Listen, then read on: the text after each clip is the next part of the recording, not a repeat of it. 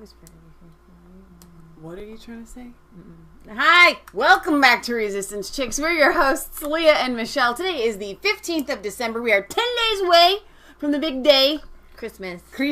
Merry Christmas, Merry Christmas. The joy that he brings. No, I was just like, as he was coming in, I was giggling to myself because my thought was, I was ready before Michelle, and how 5-year-old childish that is. I say it out loud. You are like to a have child. This competition because you say it sometimes. I was ready, and it's okay. But so... when you turn sideways like that, you kind of look like Greta mixed with No. Somebody take a screenshot. Do that again. Take a screenshot. You actually look like what's the Frozen girl? Elsa. I was gonna do a picture of myself with a cup of ice, saying Elsa fixed the freezer. Who fixed the ice maker? Michelle did. I ordered 2 parts, installed them. Okay, Kansas helped me install the first one, but I uninstalled the first part. Like, I knew how to do it. He just did it for me because I was busy. Okay, I did it, and now we would drop in ice like nobody business, like ice, baby. It's a good thing because with the global warming, we're going to need a lot of that. Yeah. I have a Saturday Night Live clip for you, actually kind of teasing Greta. So we're going to cover Greta Thunberg, who was named as Time Magazine's Person of the Year. Well, I've been seeing memes where people put together like a Hong Kong person of the year. That's where I'm at. You know what we think great minds think alike. I was going to say that was my thing. I think Hong Kongers should definitely have gotten Person of the Year.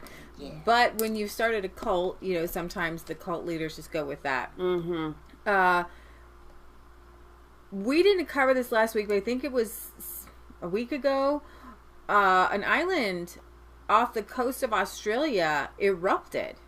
Wait, the island or the volcano? The volcano on the island. The island erupted! Yeah, well, a lot of islands are created through volcanoes. Very true.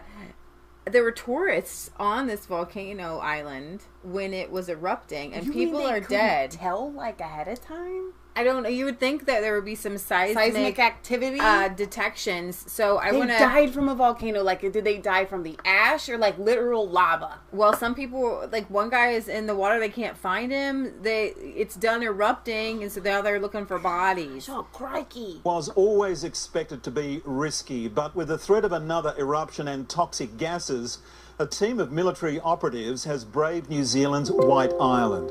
Their time-based mission was to find the missing, and tonight, some Australians are closer to coming home. A cry out to sea for the broken-hearted.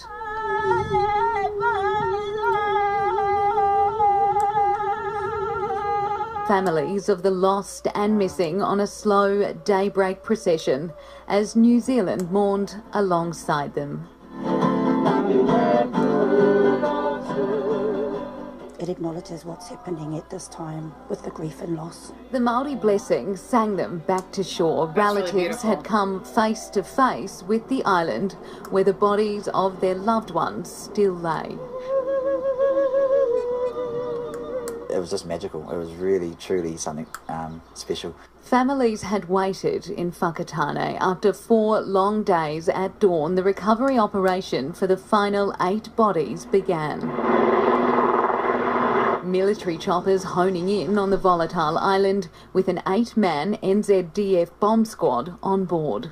We're on the east side of White Island right now. From here you can see 2 choppers. They're really, weaving in and out of that huge cloud that's still spilling from the volcano. Recovery teams are on the ground right now. They are having some trouble. Their protective gear is very heavy. It makes things slower than expected, and they're having difficulty accessing some of the bodies. In the line of duty and the line of fire too, there was a chance White Island would erupt again. For 4 hours they searched, fitted in protective hazmat suits, the island covered in thick ash and mud, the air around them filled with toxic gas. Returned to shore, they were placed in coffins, and that's when family and friends were given the opportunity to receive and farewell their loved ones. The coffins were then placed in hearses and driven in procession to the Auckland mortuary for formal identification. It's after this process that the Australian families, will be able to begin to return home and start to plan their funerals. So I'm going to play that, and then I have another... Or they were placed in... They found a couple more people since that video, so... Wow. Well, to New Zealand, where police officially named the first victim in the White Island volcanic eruption, a 21-year-old Australian woman. Meanwhile, the death toll has risen to 15. Here's Danya Bacchus. New Zealand officials continue to search for 2 more people who are missing but presumed dead. Recovering the bodies has been considered a high-risk mission.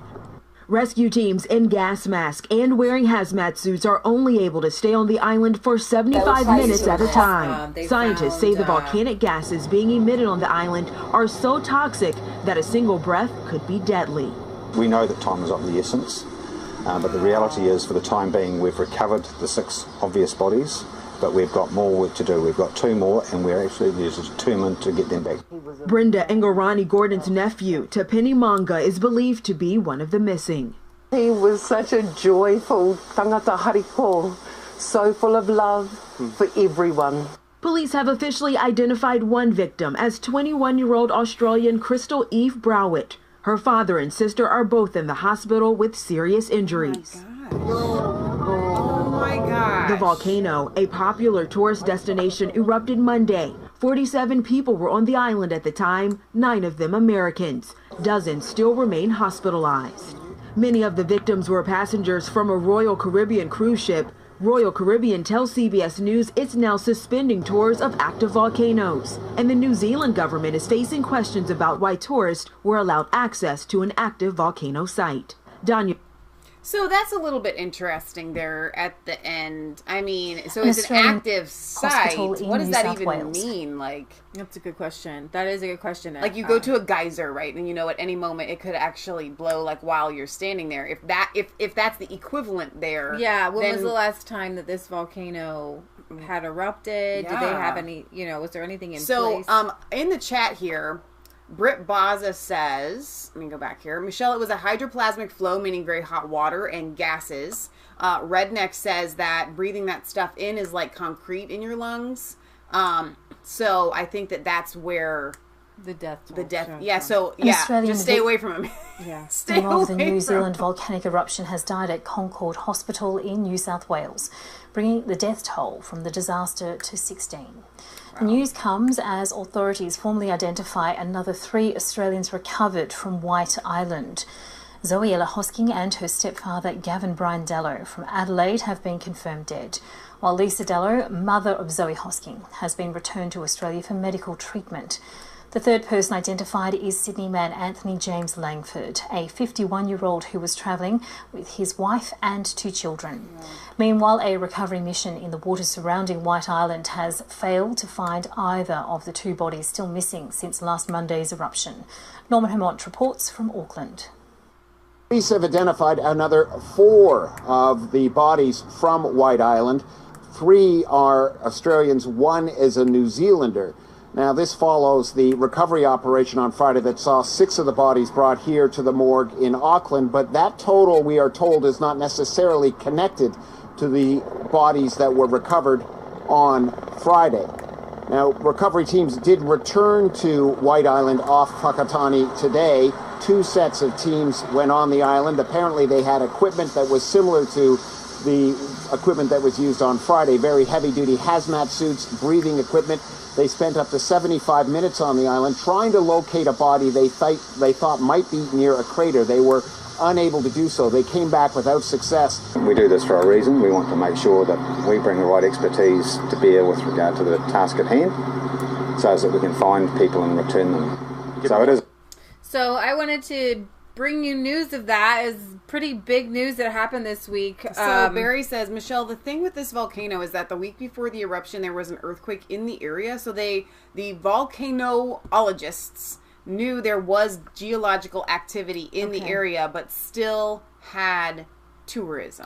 Well, and that was the thing, the Royal Caribbean cruise, that's why there were so many people on that small little island, was the Royal Caribbean cruise ship had taken an excursion out there to the island, and you and I I wouldn't have thought anything of it. We're so trusting as people. Mm-hmm. Like, we think it's safe. If they say it's safe, they say it's safe, and just go do it. Think for yourself. You know what? I've always been terrified because I've seen so many volcano movies. Royal Caribbean, do they have some insurance? Like, will they be paying out to the victims? Like, okay, but did they know? Right. There's going to probably be a lot of questions there. Yeah. But families, I'm sure, are going to want some sort of payout, and I don't really blame them. Yeah. Yeah, it's really sad. So I wanted to bring you that, and, you know, I don't know how to else say, you know, use caution when around an active volcano, but... No, the caution around an active volcano is to not be around one. But still, our hearts go out to these people. They were innocent. Yeah. It's totally innocent. I mean, Absolutely. This is a horrendous thing that's happened. And I guess this would segue into our next, you always wonder, how do you segue into another story?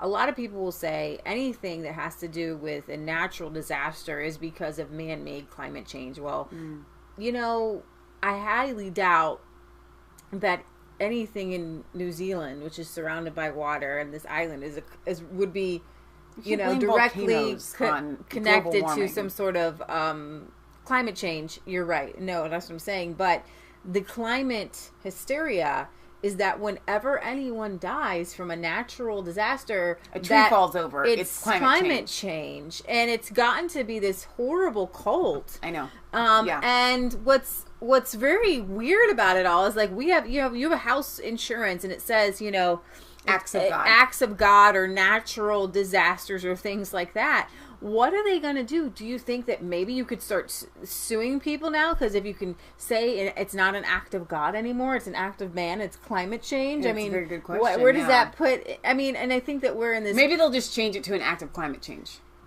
So you have Greta Thunberg, who has been named, and maybe if Michelle wants to bring up the picture, she can, the Time Magazine Person of the Year, which is sad to me because there are so many people who have done so many amazing things this year. And I do think that the Hong Kongers trying to overthrow the communist government would deserve to be that. That's the people, that's the one. This week, Greta Thunberg said that politicians and world leaders should be put against the wall, and she has since had to come out and to apologize. Now, she's 16 years old at this point. A lot of people, and we're going to be very careful in our coverage of her because she is under a protected class. She has the Asperger's, which is on the autism spectrum. And she's underage. And she's not, yeah, but even at that point, you know, I think that even if she were, because she starts as a child, once she's even 30 or 40, it's going to be like off limits. You know what I mean? Because she's like off limits. She's off limits. It's really weird the way she's being treated. The Church of Sweden has said that she is the next incarnate, like Jesus Christ. Oh my God! And the Pope is meeting with her, and world leaders are meeting with her. This shows you that there is a diabolical undertone to her in her. You have stolen. I spit everywhere. I'm sure she had to spit when she stolen my childhood. You have. So we probably should say, never, ever, ever should you ever commit an act of violence towards anyone, and we do not wish Greta Thunberg any harm. Do not ever harm her. Oh, do not harm this little child. Facebook has said that you can't say it. You can only wish acts of violence against, like, dangerous people. We are not asking for acts of violence. We do not condone acts of violence. I'm putting that out there. Teenage climate activist Greta Thunberg has apologized now for saying politicians should be put against the wall after critics took it to mean that she was advocating for violence. Act of violence. The 16-year-old Swede made the comment in a speech, and I really feel like Facebook or Twitter has to give us a bigger leeway to go after her as fellow Swedish, you know, with Sweden being... Y'all don't even know. No, we got official hats and everything. So, like, yeah. So technically, since we are Swedish... We have every right to... Dude, do you need the bigger hat today? No, I just feel like Svensson is way more Swedish than Thunberg. So I'm just saying. Thunberg later said that she was making a literal translation from Swedish in which the expression means to put somebody on the spot with tough questions. That's what happens when you improvise speeches in a second language. And I do have to say, she does speak 2 languages, and that is pretty impressive. But of course, I apologize if anyone misunderstood this, she wrote on Twitter. Thunberg told the crowd in Turin that world leaders were running away from their responsibilities to fight climate change. We have to make sure that they cannot do that, she says. We will make sure that we put them against the wall, that they will have to do their job and to protect our futures. The expression putting someone against the wall in Swedish describes a situation when someone is forced to address difficult questions or a difficult situation, but some right-wing voices on social media interpreted her comment as a call for violence. So Breitbart is treading very carefully in their description, their article here. We have Time magazine has chosen Greta Thunberg as Person of the Year, the 16-year-old Swedish climate activist, here with the Pope. Thank you for standing up for the climate and for speaking truth, she says. It means a lot. God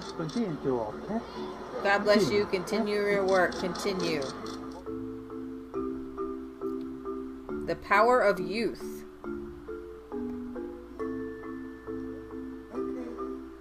She gets to go between European leaders. Toxic air pollution, loss of insects and wildlife, the acidification of our oceans.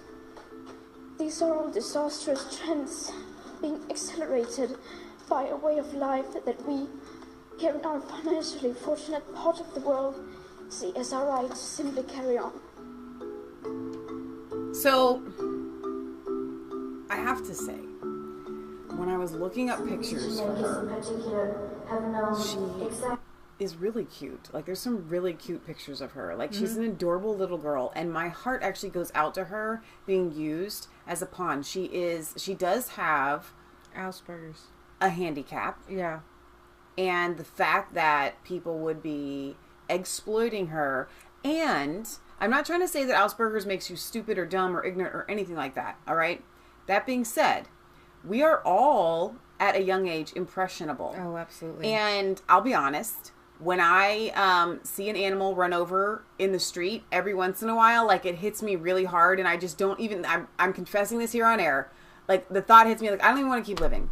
If we have cars to meet our needs, and animals have to die because of it, and deer get hit because we have these super highways, it's not even worth living. We've infringed on nature. And so it's kind of an irrational thought. It's a female thing, but it's real. That's my point.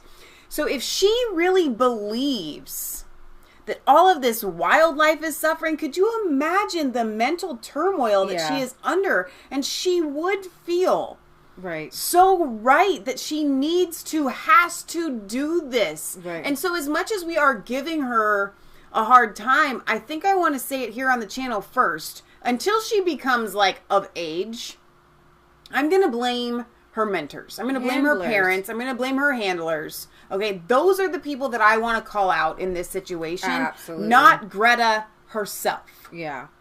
What priceless values they have been sacrificing to continue making unimaginable amounts of money. It's this, again, diabolical, satanic twistedness where you have extreme wealth, extremely wealthy people sit there and are lectured about never-ending economic growth and unimaginable wealth. They don't actually care. So I'm actually... But it's also kind of sick. It's like they're kind of getting this high off of watching this little girl. Yeah, exactly. I think it kind of is like pedophilia. And I think many of you here today belong to that group of people. If our house was falling apart, you wouldn't hold 3 emergency BREXIT summits and no emergency summit regarding the breakdown of the climate and environmental.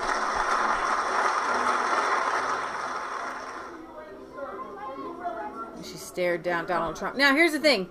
Somebody has to handle that child to get her within 10 feet of the president to try to speak. That particular meeting, she was brought before the president, but not invited. Yeah. So somebody around that close to the president had to invite her in. There got a thing sticking out. Which, out. Not your hair, just out. You know these shirts come with these clear things to make sure they stay on a hanger? They're stupid. She has good speechwriters, Baker Mom says. You say you love your children above all else, and yet you're stealing their future in front of their very eyes.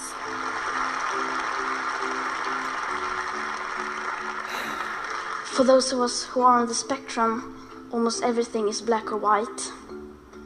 We aren't very good at lying, and we usually don't enjoy participating in the social game that the rest of you seem so fond of. Especially when it comes to the sustainability crisis, where everyone keeps saying that climate change is an existential threat and the most important issue of all.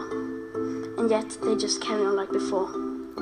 So hang on though, because she is not wrong. She has a point there. She's not wrong, and I do believe that she is going to come to a place where she's going to realize I've been used. Yeah.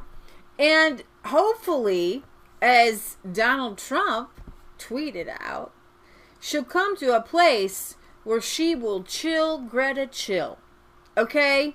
Because I believe what's very interesting, what's so incredibly interesting is that if I were to sit down with Greta in her black and white, I don't know if she could see the middle ground yet. And I'm hoping she will be able to, because I agree with her on so much. Right. We are, but what they have done is they have channeled certain facts and certain truths into climate change, which there's literally nothing you can do about. Nothing you can do about it, because the climate is always changing. If they were to tell the world that we're damaging the planet, that we're polluting the planet, that we are putting toxic fumes into the planet through combustion engines, you can see it, you can smell it, it's smog in the air, you can smell the pollution, right. You can see the plastic, the pollution of the plastic. Yeah, you can awful. If she were to go on a GMO rampage and she were to say you are sacrificing the future for your own gain, you can say that about America Farms. You can say that about GMOs. You can say that about one monocrop. She's only 16, or she started when she was 15.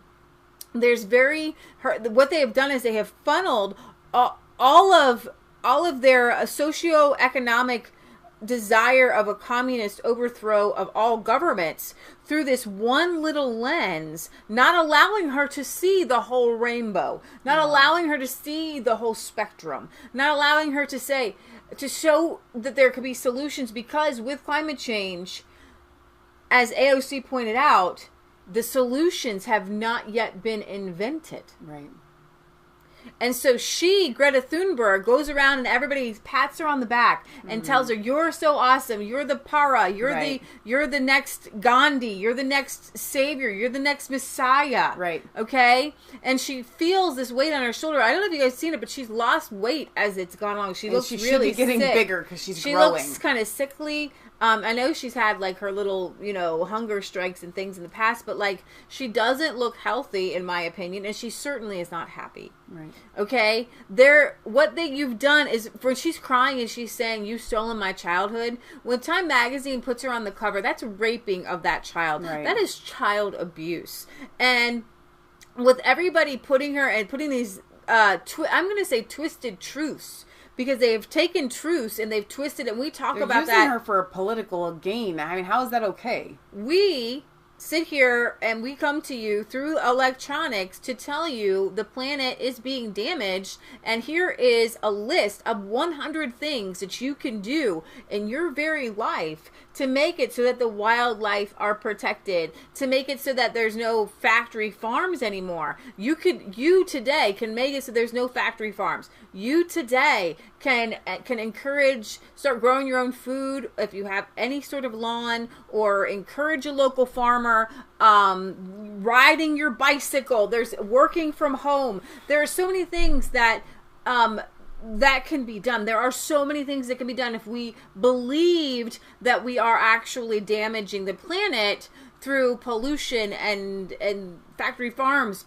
Right. But if you climate change is a myth, It's a legend, and sometimes myths and legends are based on half-truths, like dragons. Yeah. Okay? And so, with climate change, and you look around and you say, people are driving 1 hour both ways to and from work. Who started all that? Greta, there's no way to fix that overnight. What are you expecting people to do? We don't have the energy that you are expecting people to have. And so every ad, every restaurant, every consumer good that's out there, like she talks about this endless economic growth, she's absolutely right, and she's absolutely spot on. And our government, even Donald Trump, is part of that. It's all holding up the bankers and the endless wars, and it's holding up, and it goes back to Greta. We have I have the golden ticket. I have your answer. I don't want to bash her. I want to help her, because she's not wrong on, say, I maybe give her 50% of the issues at hand. It's the way she applies it and the way that her handlers apply it, because what they want is they want continued economic growth, but they want to control it. So they want to take control. This climate change thing is Al Gore. Just look what they do. Look what they do. Al Gore has a giant mansion in Florida. It cost him what was it? I don't know how much. It was an astronomical amount of electricity to run his mansions. Sure. Obama's just bought a $14 million mansion on Martha's Vineyard. If they really believed in climate change, they wouldn't have put their money into that. And at the same time, why are all of the world leaders saying we need to do something about climate change, and then buying giant houses where you have somebody like Glenn Beck, who has a home out west that is completely off the grid. Like Thomas Massey. And you have Thomas Massey, who is a Republican, who does believe that we are damaging the planet, who has his whole house is completely off the grid. He a farmer, solar he's a rancher. panels that he can move and to get the snow off and for different sunlight, and he's a rancher, and he collects his own water, and he creates his own electricity, and he keeps it on a Tesla battery, which I hope is far away from his home, because they tend to blow up. But my point is that I think that we do a disservice to not talk about some of her issues that she's right about, and that they are right about, because it's not her, she's their mouthpiece. But we have to hammer the fact that they want socioeconomic control. That's what AOC wants, is a control of everybody's labor. She says, like AOC and the leftists say, you should have free college, you should have free this. Well, what that means is I want to control your labor. And that is not part of any sort of environmentalism, because when you talk about animals, well, people say, well, you shouldn't be able to control animals. Well, you really shouldn't be able to control people. And so Donald Trump says, so ridiculous about her being named the Time Person of the Year. Greta must work on her anger management problem, then go to a good old-fashioned movie with a friend. Chill, Greta, chill. Greta actually trolled him right back, because she changed her status right here on Twitter to say that she's just a teenager working on her anger management problem, currently chilling and watching a good old-fashioned movie with a friend. And you know what? If she is, that would be good. But I don't think she is. Because she can't enjoy life. Number one, because of her Asperger's. It's been shown that she couldn't enjoy life. She's stuck on to something. Number two, because her parents have got her crazy. And then we have... And imagine the weight on your shoulders, right? So now you've been named Times Person of the Year. Mm-hmm. And if you wanted to walk away, could you? The pressure, if you wanted to not do these speeches... Like the pressure there, she's living out of suitcases, going from speech to speech to speech. You know, her childhood is really stolen, and it's sad. And it wasn't Donald Trump that stole her childhood. No. It wasn't you and me, however you want to say that. It was her handlers who stole her childhood. Exactly. So here we have Greta Thunberg tackled over overcrowded train, tweet by douchebomb. A rail operator cast doubt on the eco-activist claim, highlighting the service she received at her seat in first class. So she tweeted out that this German train was crowded, but they had given her a free ticket, by the way, from what I understand.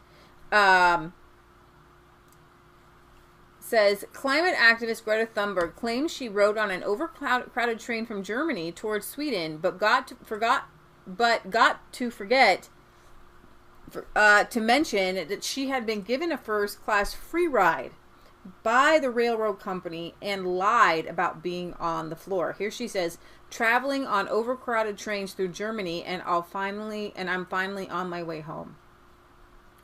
So she's already gotten into the art of deception by pictures. And so her mom had to do that. Her parents had to do that. Climate campaigner Greta Thunberg has been taken to task by the German railway for tweeting a photo of herself sitting on the floor of a train surrounded by lots of bags.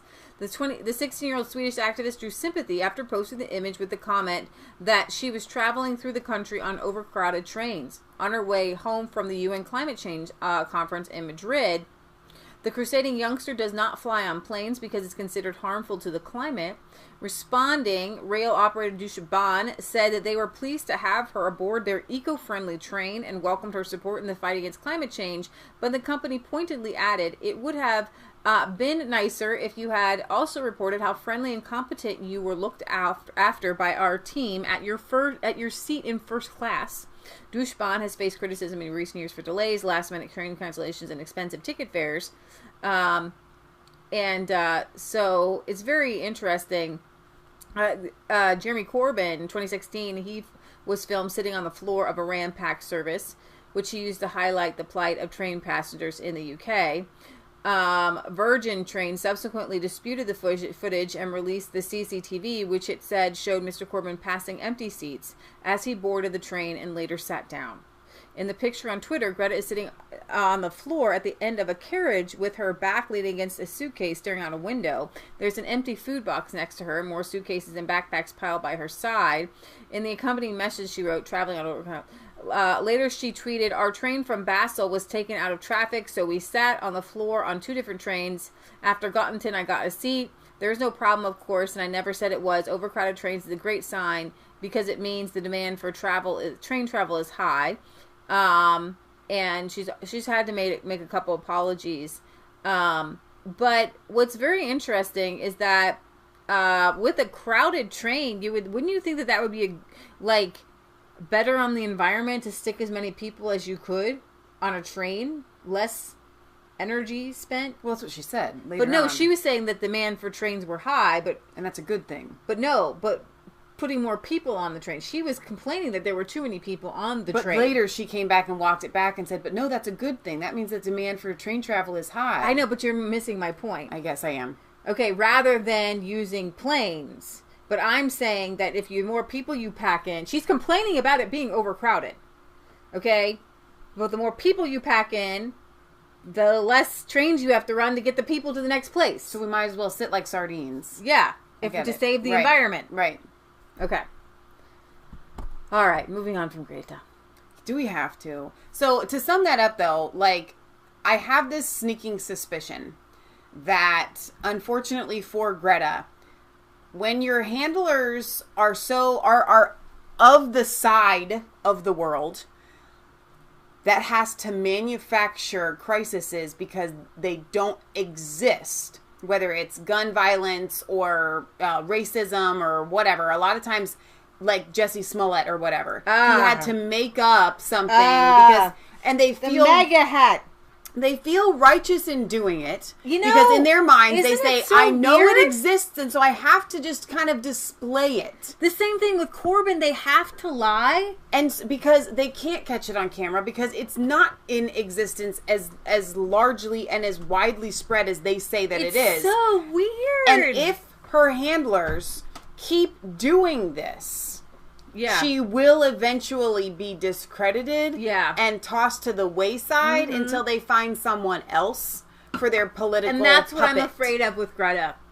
To be honest, I can't even make fun of her because she's getting to where she's being chewed up and she'll be spit out. Yeah.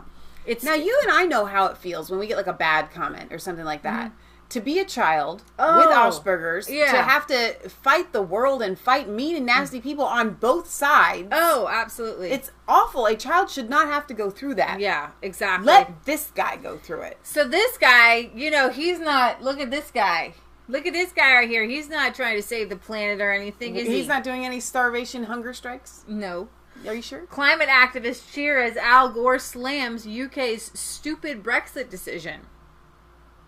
Activists at the COP25 climate conference in Madrid, Spain, burst into cheers and applause Tuesday when the former U.S. Vice President Al Gore said Brexit is perhaps the stupidest decision a country could have made. You're leaving the globalist power. We've been trying to manipulate you for years, you guys.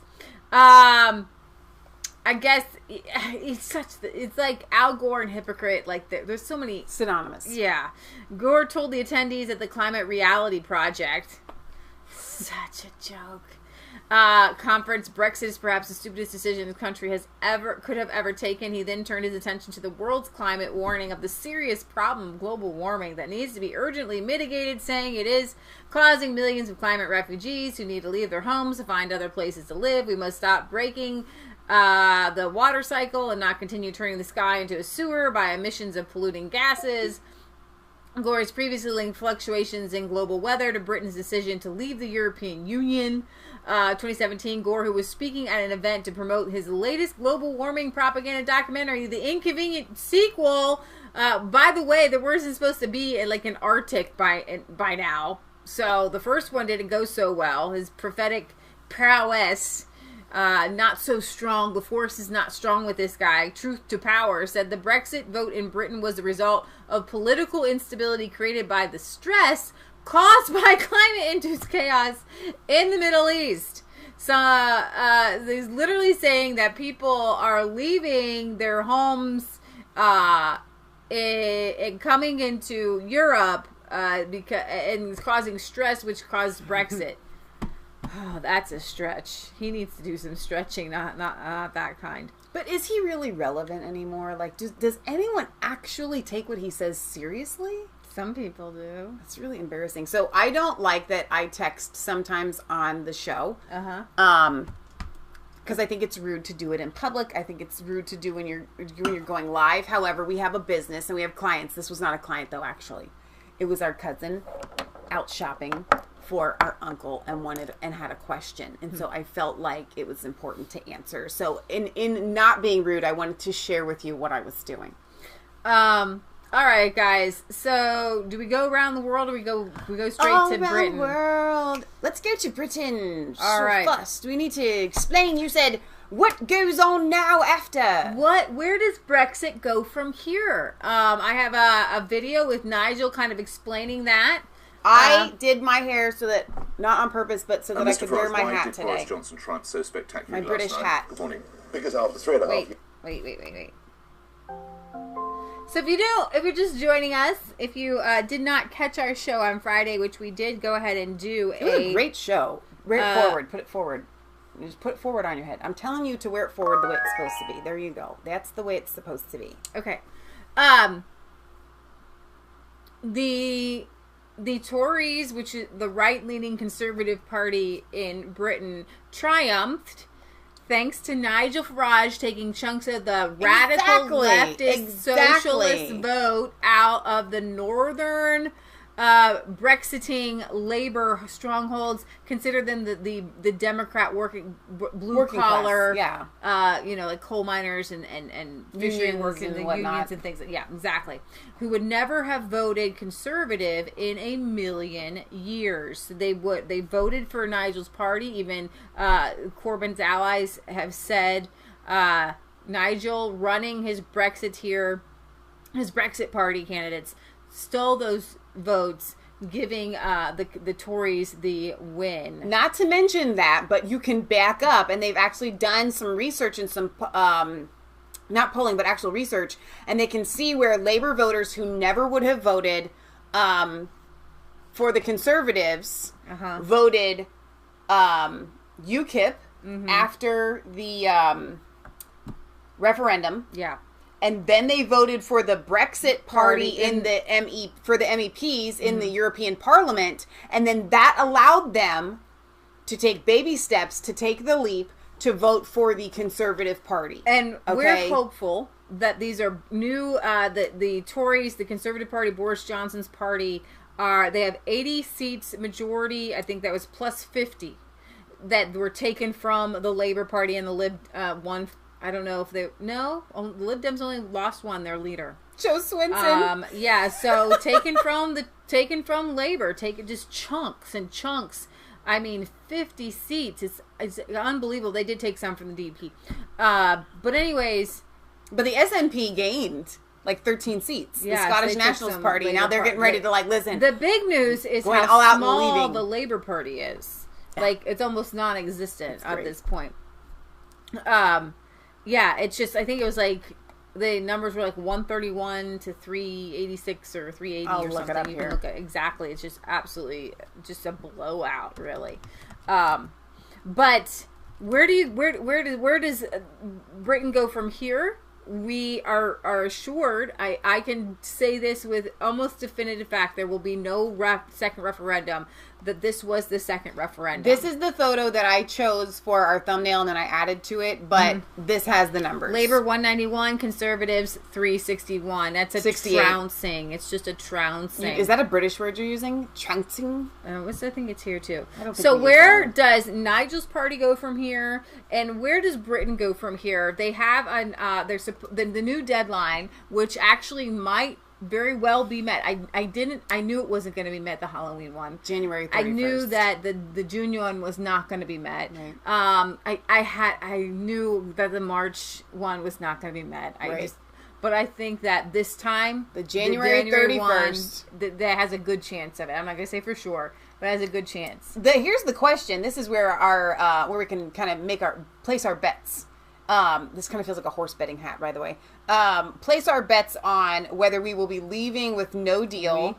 I feel part of this. Okay, it's we. Okay, these are my comrades in arms over there across the pond. Whether we will be leaving on the 31st with no deal on WTO terms, or if we will have a deal that maybe is better than May's, maybe even better than the one that Boris tried to put through, but still not that great. I'm kind of putting my money on that. That's where my money is. So here we have Nick Ferrari with Nigel. Farage, why did Boris Johnson triumph so spectacularly last night? Good morning.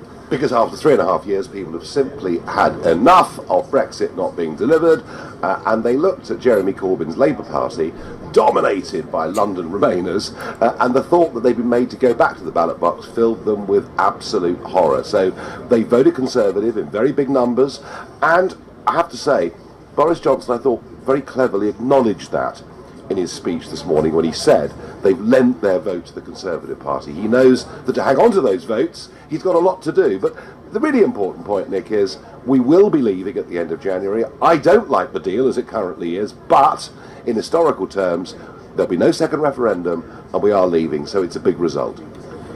Why did your party not break through? Well, it's almost impossible to break through in British politics with our electoral system unless you've been around for many years and won lots of seats at council level. But the question was... But you did in the European elections, Mr Farage. Oh, I know. We triumphed. Well, yeah. Different system, Nick. Proportional representation as opposed to first past the post.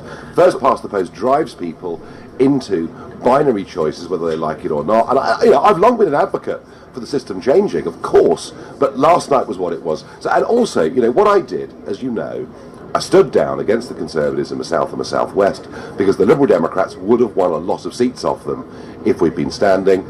I used this election in every way I could to stop there being a second referendum. And, compared to the thought of a Marxist government and a second referendum, this is a good outcome. What of Jeremy Corbyn's stewardship of the Labour Party, Nigel Farage? How do you view that? I think that the sort of impression I was getting in the north of England in seats where we were getting a lot of votes from traditional working class Labour voters, I mean, the sort of things they said to me, Nick, were he's an IRA sympathiser, he won't sing the national anthem. Old Labour is patriotic, and Mr Corbyn never ticked that box. I think the anti-Semitism appalled many in Middle England, but above all, You cannot be Her Majesty's loyal opposition and have a Brexit policy of a second referendum when you can't even tell people what side you might support. You've talked of the Brexit Party becoming the Reform Party. What do you mean by that, Mr Farage? Well, what I mean is the voting system is out of date. I mean, even with a big historic election like last night, most constituencies simply never ever change hands, and I think a degree of proportionality would give us more positive politics than we've got. I've got still grave reservations about the postal voting system. I think we've got to have a written constitution, because otherwise we have a Supreme Court that's out of control. And the idea that you can chuck your mates in the House of Lords or party donors belongs to the time of Henry VIII, I would suggest, not 21st century Britain. So I think there's an awful lot of reform that's still needed. So is that what you will now turn your attentions to, moving to and establishing and founding the Reform Party? Well, that is a thought I've got, Nick. I mean, I have to make another decision too, don't I? I mean, I've been on this for over 25 years. But you're there. You've got... let's get Brexit done, and the country have said, yes, Boris, let's get Brexit done. Yeah, no, look, and I saw last night former UKIP candidates being elected as Conservative MPs. I do feel that I've managed to shift the centre of gravity of British politics. The question I must ask myself over the next week is, do I want to spend another 10 or 20 years doing it? And that I haven't yet got the answer to. And lastly, 2% in the polls. A huge disappointment, Nigel Farage. Well, we didn't stand in 55% of seats, so I think you could put it up a bit from that. 4. But, yeah, Nick, we were getting 15, 18% of the vote in many, many Labour seats that the Conservatives won. If we hadn't got that vote, they wouldn't have won those seats. That was the big difference. I said, 4 weeks ago, we are going to take on Corbyn's Labour, and in the Midlands and the North, we did it with great effect. And lastly, to the rumour that you're US bound to help 2020 President Trump's campaign, Nigel Farage. I mean, endless rumours. All I would say to you as an old newspaperman is don't believe all you read in the newspapers. And I used to write some of that, Nigel, so I hear what you're saying. Nigel Farage, leader and founder of the Brexit Party, thank you for... So he answered so much in that interview. Yeah, he's so quick. That's what makes Nigel so good. He can speak, he's quick, he says what he's going to say, and he says it quickly. And he can get so many points in, and that is why I believe Brexit is done. Yeah. Because people need those sound bites. Yeah. They need those clips. And he went on Good Morning America. He said the same thing on, or Good Morning Britain. He went on Good Morning Britain. He said the same thing there. And I'm glad that he got that last bit in there, because it's so underrated and it's not focused. And even Nick Ferrari, as cool as he is, didn't expound on that. It's like they're told not to acknowledge the fact that in these Labour constituencies, he got 13 to 15% of the vote. Yeah. And without that, the seat would not have flipped Conservative. I'm like, how is no one talking about that? Yeah. The places where he campaigned the most, he was able to rally the people. Those people were excited. Yeah. Okay, and Nigel Farage is one of the, when we talk about politics, he's one of the best politicians there has ever been. Yeah. Literally, and I have goosebumps. Nigel Farage he should go down in history as one of the best politicians, because he stays positive. Yeah. He stays upbeat. When he goes after his opponents, he does so with a chuckle and a laugh. Yeah. He's got an angle, and his angle is right. He has a forethought, and he has a foresight in a prophetic way. People will look to Nigel and they'll say, well, why didn't this happen? And why didn't this happen? And why didn't this happen? And we talked about this, it was chess. Nigel couldn't see in the future. He created this Brexit party in 6 weeks. Yeah. In 6 weeks. And they were asking for him to be a fortune teller and know what the other side was going to do, and to have it all planned out exactly. And even when they're asking him these questions, it's almost like they're still asking him, like, your prophecies failed. And Nigel's like, I never made any prophecies. He could have been incredibly bitter. He could have been incredibly bitter, because in these Labour constituencies... Bitter. It sounded like you said better. Bitter in these Labour constituencies that did go Conservative. If Boris had stood down his person, exactly, they would have voted Brexit Party, and he could have had 50, 60 MPs in there overnight and been running this Brexit Party. If Boris had done what Nigel did.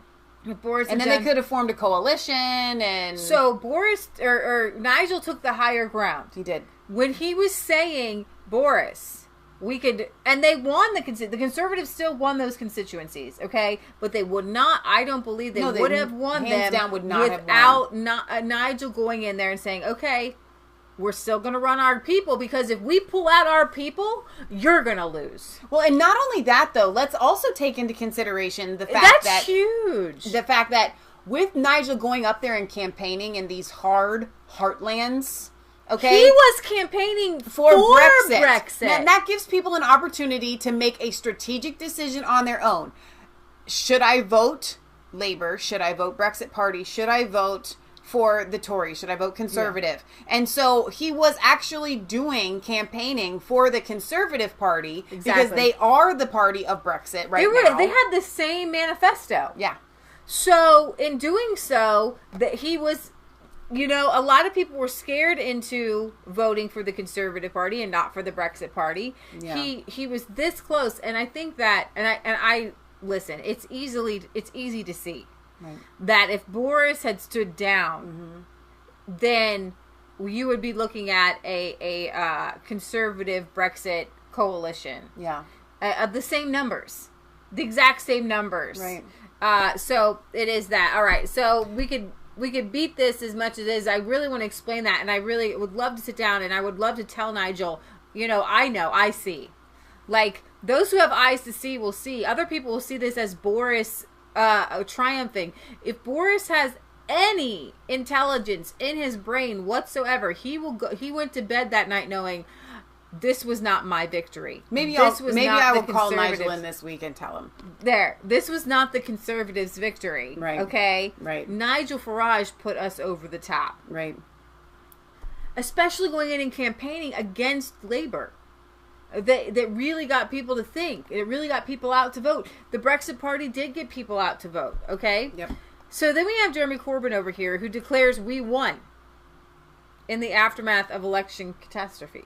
This is this goes to show the kind of the cognitive dissonance of the left.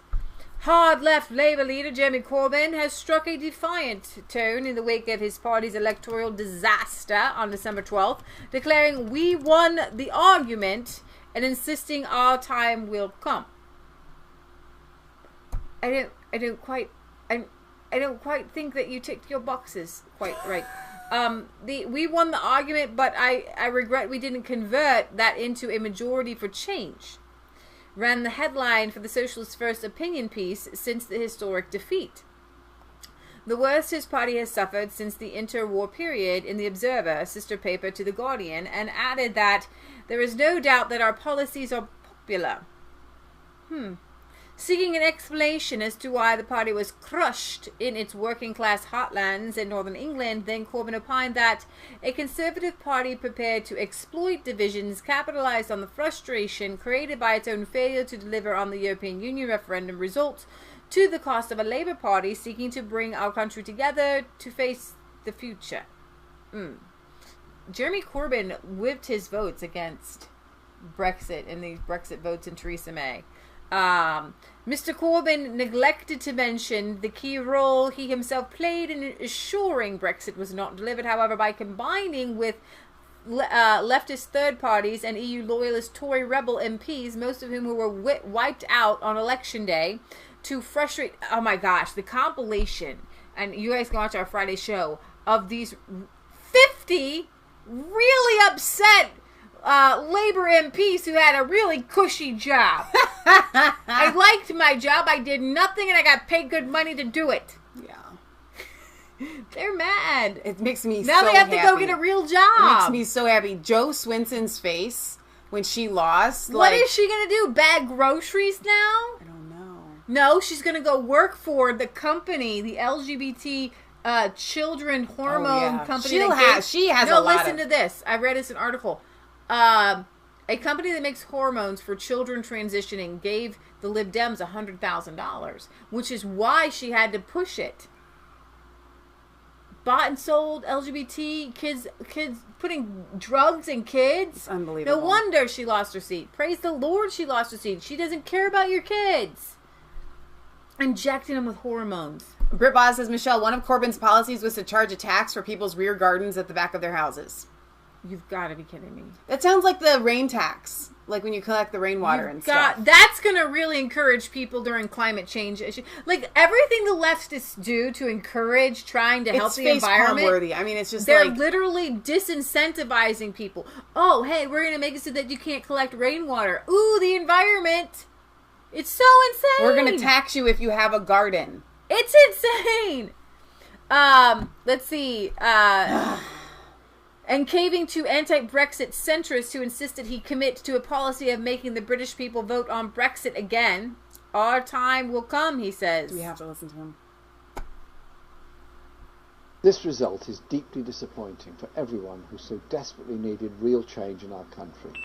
I want to thank everyone who campaigned and every single person who voted for the Labour Party. Not very many. As leader, I take full responsibility for the result. No, you don't. We must now take time to reflect on what has happened, to listen and to understand. Not going to happen. The attacks on us from some in the media have been more ferocious than we've ever known. Oh, you mean some people told the truth about you? No matter how low our opponents went, we refused to join them in the gutter. Oh, we just joined the IRA and the Palestinian Hamas groups.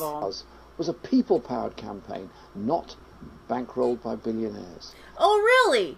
Oh, really? Firehorse on YouTube says Corbyn has more millions than Farage or Boris. Go figure. The EU wanted Britain to stay in whatever. And I'm proud that our message was one of hope, rather than fear.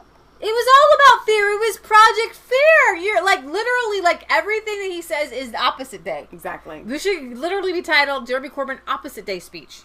Ultimately, the divisions in our country over Brexit were too great for us to overcome in this election. What does that mean? What you're saying is that we didn't agree with the majority of the population and we couldn't sway them. All he had to do, all you had to do, Jeremy, was campaign for Brexit, which you personally actually want. Would it have been that difficult? Okay? What were these people holding over him that made him step down from his stance on Brexit? Because you can't have a communist United Kingdom if you're part of the European Union. Listen, you can't I think control it's Jesus. I think that God hardened his heart. Exactly. Because if he had campaigned on get Brexit done, we were going to leave the European Union, those Labour leavers, they would have voted for Jeremy Corbyn, and you would be looking at a Marxist socialist MP today. Incredible. It's incredible. It's Jesus cares about you guys.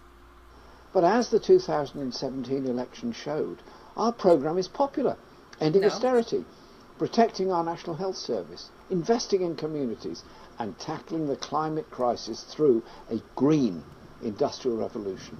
I'm proud that our movement has created a new political mainstream, one that is firm. We're done. Okay, well, moving on. Moving on. Oh, the best part. I do have a little SNL skit here for you on Greta. They did poke a little fun at Greta here on SNL, so. They'll debate the issues all year long, but then it all comes down to 1,000 people in Wisconsin who won't even think about the election till the morning of. And that's the magic of the Electoral College. Hello, my name is Greta Thunberg, and I also have a Christmas message. In 10 years, this snowman won't exist. Her home will be a puddle. Santa, reindeer, the North Pole, all of it, gone. The ice caps will melt and the elves will drown. Greta, what? You said keep it light. So merry may be our last Christmas to all. And Donald Trump, blah, blah, blah. So I want to go back and read this comment that Horatio had, not a comment, but I had asked him a question. I said, and I read this on Friday, but I want to read it again. Do you think that Jeremy Corbyn knew that this was going to happen? And he says, no, they're Marxists. They have zero introspection. Right. Their whole attention 100% of the time is on their enemies. They are so obsessed. They not only cannot compute, it doesn't even enter their head that they would need to compute that people don't necessarily see the world the way that they do. And that to me was just, he summed that up so well. That's why I wanted to read it again. Because we're looking at this and I'm going like, how did you not know? How could you not see? Right. And they literally can't. They don't even, it doesn't even enter into their minds that they should even take it into consideration. Exactly. That everybody doesn't see the world the way that they do. They literally just think, and we see this in the left in the United States. We see it all over the world. These people are so, and to me, it proves that they have mental, like, psychotic issues. Oh, absolutely. This is from Breitbart here, Oliver Jane saying the same things that we're saying about our great fearless leader Nigel for you guys. The Brexit Party leader Nigel Farage was attacked by both elements within his own party and by Conservatives during the general election campaign when he declared a unilateral Leave alliance, but his gamble has paid off, as the hard-left Labour Party were crushed at the polls. While the Brexit Party had originally intended to contest nearly every seat nationwide, a last-minute gamble by party leader Nigel Farage to stand down candidates who would have been opposing sitting Conservative members of Parliament appears to have been a crucial moment in the campaign. Mr. Farage was bitterly criticized within his own party for the move, particularly by the candidates and campaigners in seats being stood down, with some even going so far as to accuse the Brexit campaigner of a betrayal. Mr. Farage was also the target of pressure from the Conservatives, disappointed he hadn't stood down all candidates nationwide, although they themselves refused to stand aside in seats where the Brexit Party may have had a better chance of toppling Labour than them.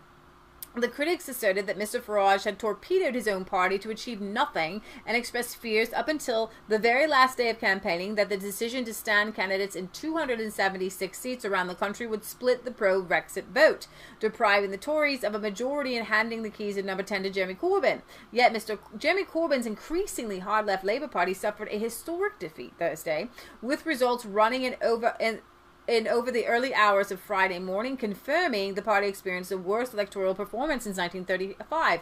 In part, this was down to Farage's gamble on not standing against the Conservatives. This is the first election in a decade where the Conservatives have been able to stand in held seats without being opposed by either UKIP or the Brexit Party, freeing up activists to campaign elsewhere. Also apparent was the impact of the Brexit Party not on the Conservative vote in marginal seats, but on the Labour instead. Top Corbynite John McDonnell noted the trend as the results came in overnight. He told Sky News, "If you look at what's happened in most of the seats, particularly in the northern seats, the vote showed shifts have been from Labour to Brexit Party rather than the Tories. We just couldn't get through the Brexit argument, basically." Farage has repeatedly asserted critics that in many seats the Brexit Party would have more votes from would take more votes from Labour than from Conservatives, making Prime Minister Johnson's party more likely to take them. None of this is to minimize the obvious importance of the Conservatives themselves in this campaign. But when you had Nigel, and I know he was going around to these constituencies and he was talking to people in these places, and they were saying, listen, I would rather vote for you. I don't want to vote for Boris, and that is what happened. So I think, and this is what... I'm really sorry about that volume. That's fuck Boris. Fuck Boris. Yeah. Curse words alert. Did you know that was coming? Racism, It's Britain. It's Britain. And they're protesting. There will be curse words. Fuck all the money in the offshore account. We want to save our NHS. It's important. We need it. You're not our Prime Minister. He is... It's really sad. So here we have protesters. Pig, and I'm so ashamed that he's the Prime Minister of my country. This particular video has gone viral. She says she wants to be a doctor in the NHS, but she wants Boris Johnson to die. It's disgusting, and I wish him the worst. I wish him a horrible death. I don't know if you're allowed to put that online, but he's fucking everything up for people my age, our future. I plan to work in the NHS. I plan to be a doctor. I plan to actually care about people. And he doesn't care. And to see working class people caring about Boris Johnson, they're shooting themselves in the face. It's disgusting. And yeah, I wish him the worst. Go fuck yourself, Boris Johnson. Honestly, what a cunt. Sorry. Wow, that's really... Do we have to watch the rest of it? I just wanted... Boris Johnson! Not my Prime Minister! These people, I mean, in the UK, you guys do have the most vile of language, I have to tell you. The language is really bad. Like here, even in the United States, they don't... I'm not just talking about the F word, but when you use the C word, it's kind of like, okay, you've gone way too far. But this is we showed a little bit of this. It's left insanity. Chaos erupted on the streets of London as socialist anti-Brexit protesters clashed with police, chanting, "Not my prime minister." So I just kind of wanted you guys to But here's the thing that these kids don't understand. I'm like, dude, I'm from America. Boris Johnson is a socialist. He cares about your stinking NHS and your free health care. Okay? He cares about all that. It was on his manifesto. They talked about it. They're going to reform the NHS. They're going to put more funding there. I mean, it's like, it's not shooting yourself in the foot. Okay? Just because Corbyn wants to take everybody, like all of everyone's money, doesn't mean you want to be a doctor in the NHS. Yeah. And you will get paid nothing. You will be treated like garbage as a doctor. I mean, that's how these commie socialist medical programs work. And people get worse care under socialist medical care. Look at Canada. Look at your own NHS system. It's not more money that they need. You need competition. And I'm just like, it blows my mind that these kids don't understand. And I don't even really believe in insurance. Here's the thing. But having different insurance companies offers up competition that makes medical care increase. Okay, like, so the quality. This is what their country would look like if 18 to 24-year-olds had... only 18 and 24-year-olds had voted, because that's the indoctrination. And the good news is that a lot of people come out of the indoctrination when they actually have to go into the world and they're trying to start their own businesses, they're trying to have a job, and they're paying taxes, and they're trying to buy a home, and they're realizing, I can't afford to, go on vacation because I'm paying for other kids, college and all this stuff, and I can't afford to even maybe buy the clothes I want to buy or a car that I want to buy because my taxes are so high. Children don't understand the tax system, which is why you shouldn't have a government in the hands of children. But they also are being brainwashed in the school system for that many years, and so it's going to take some serious unbrainwashing. Speaking of the NHS is, and this is true, it's just absolutely insane, is overdiagnosing transgender children, psychologists warn. 6 psychologists who resigned from England's flagship National Health Service child transgender clinic have raised concerns over its treatment of children with the mental disorder gender dysphoria, saying that they felt pressured to ignore psychological treatment and begin hormone treatment for minors. Wow.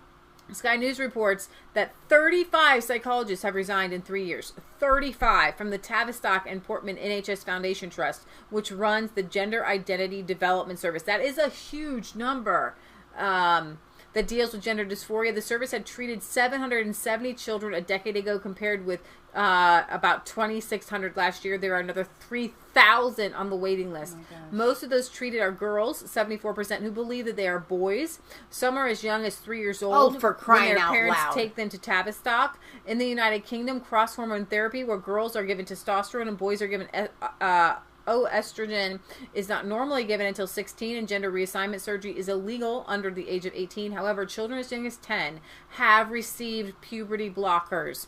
With Sky News reporting about half of those seen at Tavistock are on puberty blockers before they go to the cross hormone therapy and then gender surgery. And we're also seeing, it bears retelling today how many of the very first of these children that were given the hormone blockers that ended up having the sex changes early on in life are wishing that they could detransition to go back to their original birth gender. Right. And it's like they just kind of feel trapped. Because you don't detransition. It goes against the community. They hate you when you do it. You're ostracized. Okay?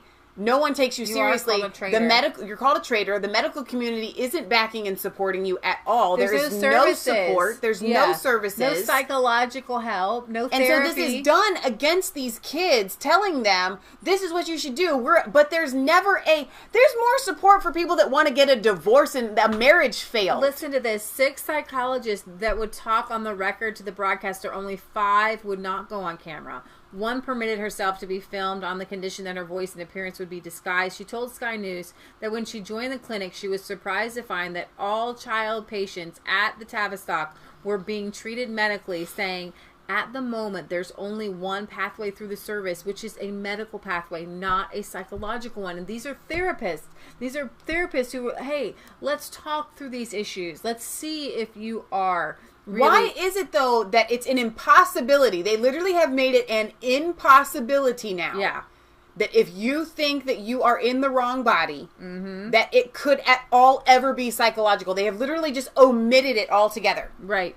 Yeah. There's been no study. There's been no research on this. Actually, there have been years ago. It had already been researched and it had already been talked about. Okay, that most of the time it is just psychological. Yeah. All right. Now they have literally swept all of that medical research under the rug, and they are denying science. They are science deniers, and they are doing these patients a giant disservice. They are not giving them the treatments that they need. They're not giving them all the options. They're not presenting them with, hey, guess what?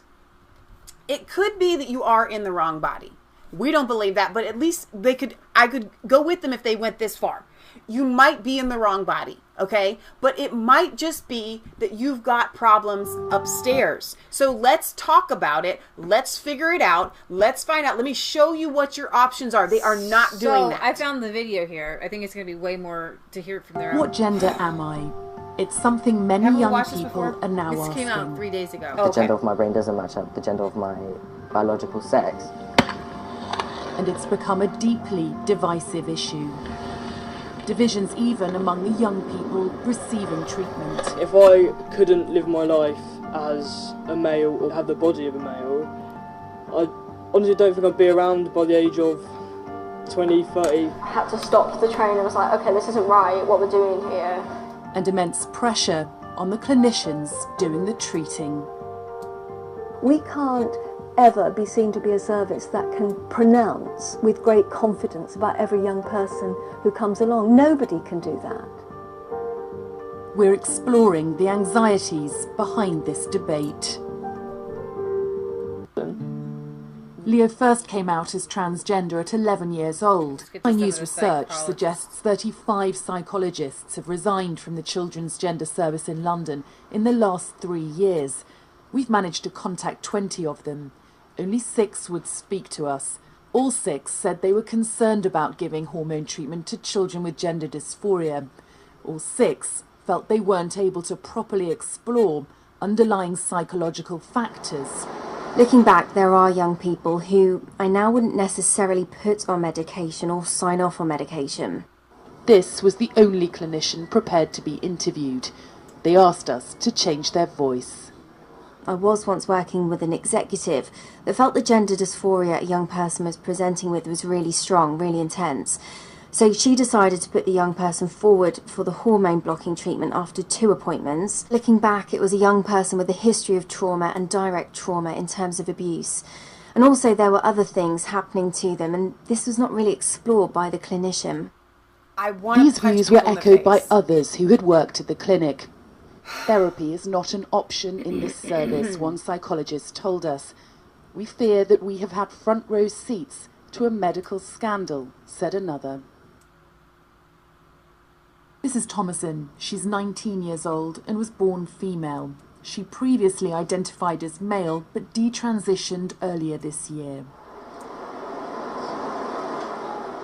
Thomason lived many of her teenage years as a boy and was referred to the Tavistock for treatment after reading about gender transition online. I thought, I didn't meet the requirements, so therefore I must not be a woman. I've got to be something else because I'm not normal. Mainly the thing that was fueling me was that. It's just the fact that I didn't fit in and I didn't know anything. And then slowly was drip-fed this idea that you could change sex. I wanted to have hormones and be a man and have top surgery and be going down beaches and topless and whatever else it was and living my life out like that. The whistleblower says they saw many female-born patients with underlying issues, such as experiences of homophobia or even a history of abuse. The numbers started growing from 2012, when we started seeing more females coming forward, and this has happened across the Western world. And as a psychologist, did you ever feel that you could say to a parent, "I don't believe your child is trans"? No, and this is one of the reasons why I decided to leave the service, because as a psychologist, I felt that if I ever spoke to a family like this, I would immediately be called transphobic. It did feel scary at times because you're going down this route of a medicalised pathway, and I did have those little niggles in the back of my mind. I was talking a lot of doubt, and I don't just mean, oh, I'm not sure. I mean, I'm so confused, my head is going to explode. A record number of young people are being referred to the Children's Gender Service at the Tavistock. There were just 77 patients referred here 10 years ago. By last year, the number had climbed to 2,590 children, the majority female at birth. And they've told us around 3,000 more children are on the waiting list. The clinic sees children under 18, some as young as 3 years old. Around half the children who come here are put on drugs at puberty to essentially pause their physical development. That would be the first step of any medical intervention. The next would be hormone treatment at 16 years old, and any surgical procedures would only happen after they turned 18. Hello. Hello, Deb. We came to speak to senior clinician Bernadette Wren, who told us they fully inform children about the consequences of medical intervention in their teenage years. The work that we do to... As an enthusiastic LGBTQI ally. This is Luke. He's 17 years old and was also born female. He now identifies as male. So it's an incredibly dangerous... You get the idea, the gist of the report, where a lot of girls are traumatized, and in the Me Too movement, to not explore abuse or coming into your own body, or we live in a feminist world, and without loving parents and loving father and mother, you can be confused. And to try to say that maybe you're not born, your body's, there's something wrong with your body. Let's go and what's very interesting is that psychologists took a big push in the 70s and 80s. And now we're back to just science and medical change, and it's very interesting why we don't why there's no emphasis on psychological help for abuse. Well, and this psychologist admitted it. She said, I was afraid of being labeled as transphobic. Like sitting down and explaining that, like the answer to your abuse is a medical to cut off parts of your body and to change your hormones. Right. That's the answer to your abuse. It's so wrong. And so we just have to pray that the more, and sometimes you have to go through the darkness to get to the light. And so sometimes you need to have these advocates who actually sadly went through it, who are coming out of it as an adult and saying, no, this was wrong. This was abuse. This shouldn't have happened to me. The name of that center is the Tavistock. And every time I read it, I just want to see travesty. Like it's a travesty to me when I hear about this. But here's some good news.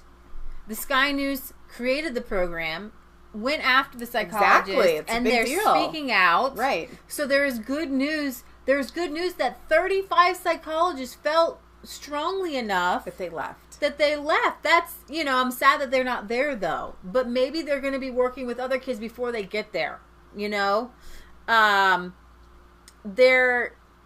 was another article that I had up where a child was taken from parents lose custody of a child after refusing hormone treatment. The parents, originally from Finland, have had their underage teenage daughter taken from them by a European country's government after they refused hormone therapy. The family had moved from Finland to an unnamed European Union country 2 years ago when their then 15-year-old daughter told them that she was in the wrong body and was actually male. When she demanded hormone therapy, the parents declined her request, and authorities later decided to remove the girl from their custody. From having dressed very provocatively and feminine just a few months before, she had now started to use more masculine clothes, just like others in her new gang of friends. The mother told the broadcaster. She said she wanted to start hormone therapy right away and later removed her chest. That when her parents rejected her request to begin hormone therapy, a friend of the teen filed criminal charges against the mother and father. And obviously it felt bad that one's own daughter was doing this, but the worst thing was that the authorities agreed We were naive and thought the doctors and authorities would see sense, but it was a big mistake. The parents of the Finnish teen no longer have contact with their girl, who now identifies as a young man. When shown an audio clip of their child after 6 months of testosterone therapy, the father started, without over-dramatizing, you can say that when the voice, appearance, and personality change, it is as if they have killed our child. Wow. Professor of youth psychiatry and chief physician at Finland's Tampere University said that the young girls are increasingly looking to change their gender. And why? Okay, here's the thing, okay? We are not having an increasing number of people being born in the wrong body. There's not something like... people have been fine. By and large, okay? They may have been gay and homosexual. Listen, I'm in the right body. I just like dudes if I'm a dude. Or I'm in the right body. I just like women if I'm a woman, okay? That far we can go with. That has been from the beginning of time. It hasn't been until the medical advancement. And these people never even expressed an interest. You have people in the trans community that are actually upset about this. And they will tell you no. There are only two genders. You may be a man that wants to dress like a woman. You may be a woman that wants to dress like a man, but you are still a man. That is your gender. Okay, yeah. Sound-minded, sane homosexuals will tell you this. Yeah. Okay? I can go so far. I have literally no problem with homosexuality from it being real. Yeah, exactly. It's a real thing. Dudes attracted to dudes, women attracted to women. They want to do the thing, whatever. You have physical emotions. You literally fall in love. You are literally only attracted to your gender. It is scientifically proven that that is a thing. And it has always been a thing. It is very real. The Bible tells us it's a sin, just like sleeping together outside of marriage is a sin. Okay, so that's why we don't condone it. But I draw the line at having scientifically backed people, or people that back science, come and say, no, there are more than one gender. No, there's not. If you want to be homosexual and you're a dude, you want to sleep with a dude, sleep with a dude. That's between you and God. I don't care. But you can't redesign all of society and literally harm children based on your sycophantic fantasy. Right, exactly. It's and so wrong. The numbers, you would think that it's just happening by, and I think it has to do with like feminism and I think it has to do with population control. I think it has to do with the fact that the devil comes in to steal, kill, and destroy, and to tear down societies. Right. And he wants to see these kids confused. He wants to see them mutilating their bodies. Oh, absolutely. Okay, when you go to countries that are completely devoid of God, you see them mutilating their bodies. Right. You see them harming themselves. You see them, sacrificing people to fire and so on and so forth. So has the devil really changed for 8,000 years? No, he's always the same. He's going to have you mutilating your bodies. He's going to have you harming yourselves. That's what the devil does. It's his MO. He's just advanced it to a new modern spin. Right. Exactly. So also in Finland is now led by a government of under 35-year-old millennial women and has major majority women cabinet. Finland's new leftist coalition government has appointed a women majority cabinet with women taking 12 of the ministerial positions with 7 for men. The new government, which consists of 5 parties, all of which are led by women and all but one are led by women from the millennial generation, announced the ministerial appointees on Tuesday under the new leadership of the leftist Social Democrat Prime Minister Sanna Marin. The leaders of the 5 parties who make up the ruling coalition are now ministers.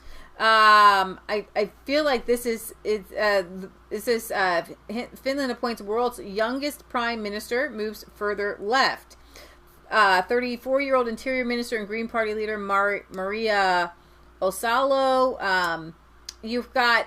I just feel like you've got.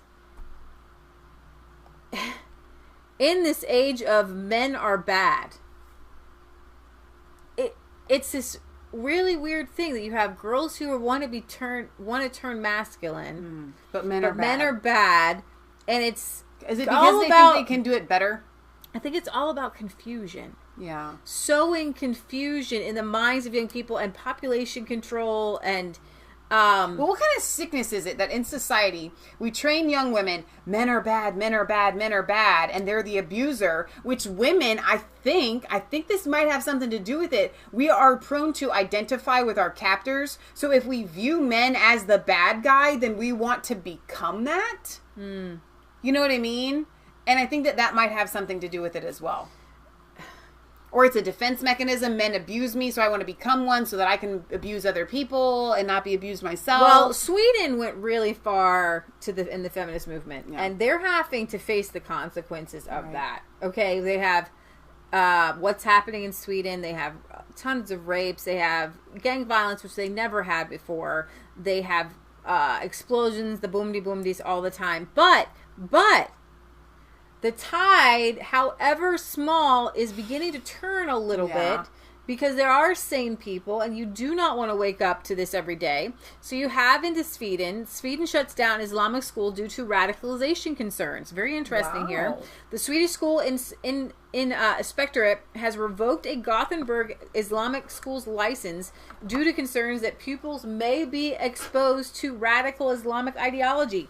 Authorities closed the Safar Colon school after its former owner, this guy Nasser El Nadi, was detained by the Swedish security police and several other Islamic radicals, and that he should be deported and several others be deported from the country on national security grounds. While a new individual did take helm of the school, which was formerly called the Science School, the inspectorate determined that the new head was still close enough to this guy, El Nadi, that the school risked being subjected to radicalization and recruitment to environments that accept violence or serious crimes as a method of political change. That's a really big deal. I mean, we have made the assessment that the new owner does not take a completely independent position from the previous owner. The closure comes after a number of other controversies surrounding the school and its operations, including a report from the Swedish newspaper that revealed 2 Islamic State returnees were employed at the school. Oops. This isn't a joke. That's the oopity. This isn't a joke. It also revealed the school had taken millions of Swedish krona from Malta and Saudi Arabia. The headmaster of the school, Sven Erik Berg, expressed disappointment with the move, but the school will have an opportunity to appeal the decision. So it looks like Islamic schools have caused controversy in Sweden on more than one occasion, including an incident earlier this year in February in which a journalist from the newspaper Gilf Dagbladet was confronted and threatened by an imam after he was investigating an Islamic school linked to the Gulf Mosque. I think it was Giffel. Yeah. Giffel. So Giffel. So there we have that. There's so Dale said something really key here, back on the genders topic. He says, so how does a male claiming to be a female develop female intuition?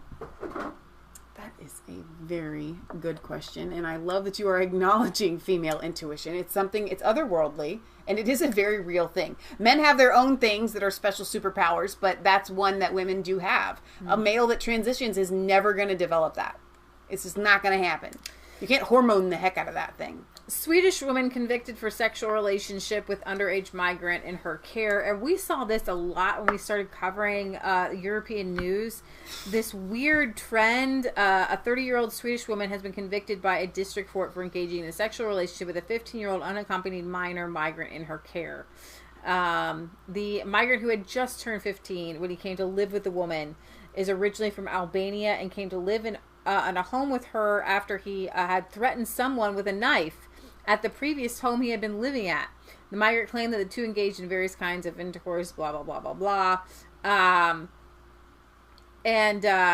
It says that despite the woman's claim she had been forced, and said the court said that it was consensual, and said it did not believe that she could have thought the teen was over 18, stating he must have looked very young at the time. She was given a conditional sentence, 160 hours of community service, and a $5,000 fine. I want to know how they found out about it. How did that get reported? But community service. For child molestation. But here's the thing, over in Europe, I don't know how much they really view it as child molestation, because France literally has a prime minister who was in this exact same relationship and is now married to the woman. Right, exactly. I think she was older than 15 years older at the time. A little bit older than 30. Yeah, she's 30-something. In Malmö, Sweden, Swedish police to operate around-the-clock drones to fight rising gang crime. Excellent idea. Police in the Swedish multicultural city of Malmö, that's a nice way to put it, have announced a new operation which will see drones equipped with cameras that can surveil areas around the clock to watch for crime. The plan, which was labeled Special Operation Rimfrost, is set to last from December 10th to March 8th and will patrol the areas for drug trafficking and gang-related crime. And again, gangs in Sweden. I think this is the safest thing for Sweden to do. You know why? Because drones don't see country of origin. They just see a criminal. And so they're going to report, and it never has to get registered, the country of origin, who they are. It could just be a bunch of Viking Swedish men having their gangs. You know, here's the good news about these gangs coming into Sweden. It probably has made any potential Swedish criminal go straight-laced. Like, I got to protect my family.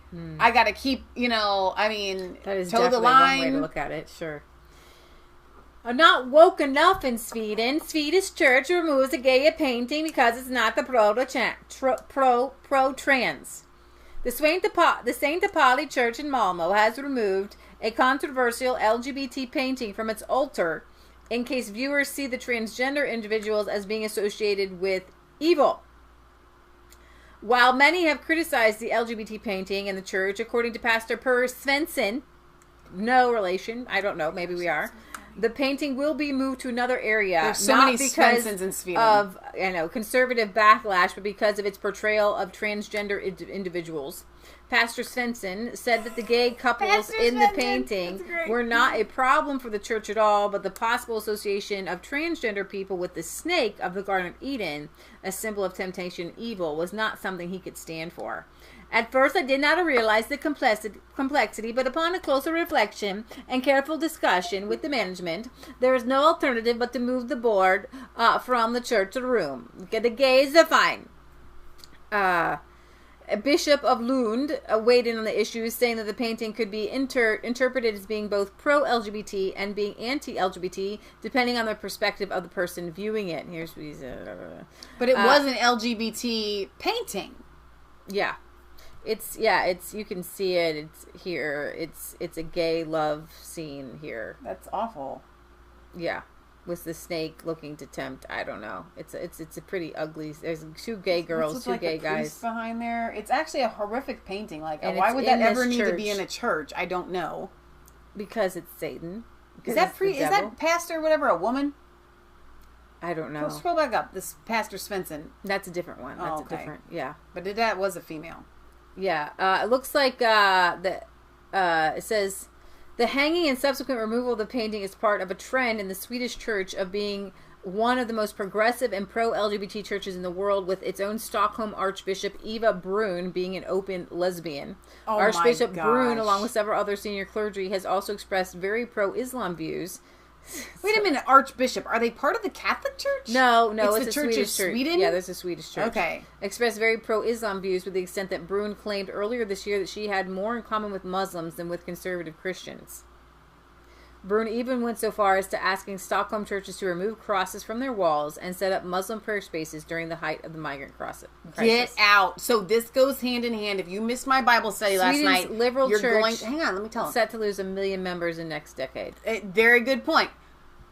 We see when Laban, Jacob's father-in-law, goes to make a deal with him, he says, we'll swear by your God, and we'll swear, or the God of your fathers, and we'll swear by the God of Nahor. And the study note there says, it just goes to show you how the depraved of mind, the worldly, will go to try to mix God with false idols. And I said in the Bible study last night just how evil that is. It reminds me of Nancy Pelosi saying, I'm Catholic, I pray for Trump. And I'm like, but no, you're a liar. Patriot Gallery lays that out in her show the other day, just how much Nancy Pelosi says, I don't hate anybody. I'm Catholic.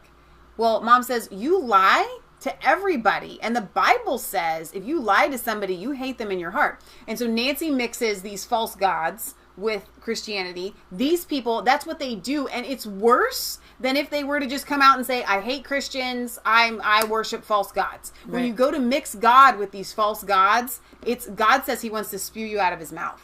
Yeah, so I think that on that note, because the news gets a little heavy at times. We got good stuff. We're gonna maybe play a Christmas song here because we're gonna kind of lift the mood a little bit. But before I go, I want to give you an update on Hong Kong because there is a push of the Holy Spirit there. They're not talking about transgenders there. They're not talking about needing to fly drones to keep migrants out. They are literally focused on life and death issues. You do have the Arsenal Manchester City game was removed from schedules by China State TV because of a Gunners midfielder. I don't know exactly who this is, but follow me. Mesut Ozil stated has made a statement. Ozil posted on social media about the treatment of the Uyghur Muslims in China, and I believe he had said something about boycotting China until the treatment of the Uyghurs was taken care of, and so I thought that I wanted to get, there was more to that article, but let's see. Arsenal distanced the club from the Germans' views, saying it is always an apolitical organization. Let me see if I get this up here. His views, what he was saying here, because I appreciated it. I appreciate when people say things. Let's see. Rights groups say about 1 million people, mostly from the Muslim Uyghur community, are thought to have been detained. What did he say? The social media messages. I wanted to get his exact quote because I felt like it was important and I actually appreciated it. So let me see if I can get it. And I stand with him, but China doesn't allow free speech. Okay. While you're looking for that, Terry says, instead of being convicted by the word, people change it to fit their lifestyle and their flesh. Abominable Snowman says, Ozil is of Turkish ancestry, born in Germany or raised in Germany. Let's see.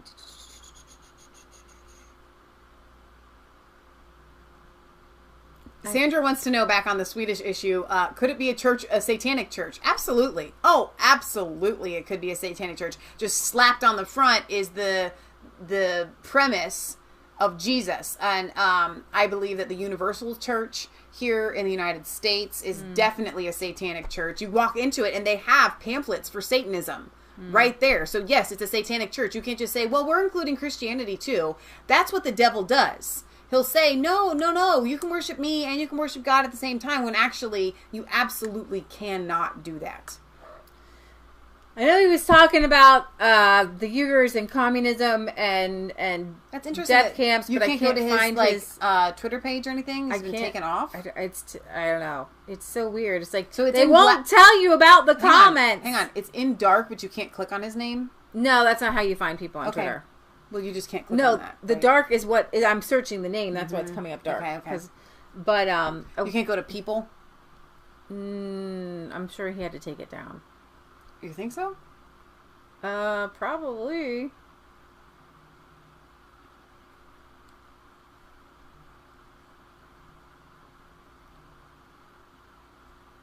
Well, he's still tweeting out about it. Looks like. I can't find it. Anyways, I was happy that he spoke out, and we're gonna go to the Hong Kongers here. They're not done. Hong Kong violence breaks out again in shopping centers. Police make arrests and use pepper sprays as flash bombs and vandalism break out. Hong Kong police used pepper spray and made arrests on Sunday as small groups of black-clad pro-democracy protesters targeted some of the city's shopping centers, ending a rare lull in the violence. Flash mob protests and vandalism broke out in several locations. Riot police responded with pepper spray. Pro-democracy, we talked about the pro-democracy's parties won a landslide victory in the local elections. Last Sunday, an estimated 800,000 people marched peacefully through the streets. But we did see some some clashes in the mall here in different areas with the police. Anti-government protesters clashed with riot police as they gathered at shopping malls across Hong Kong, chanting slogans, putting up posters, and spraying graffiti. That is not what we would condone whatsoever. So I wonder if maybe some of these are Chinese infiltrators to make the protesters look bad. I don't know if these are protesters or not. To just go into shopping malls and to spray graffiti doesn't sound like some, what a lot of these protesters are representing, but I'm not sure. So there was some clashes here. Looks like these are some quiet protests here. When you see them wearing the masks,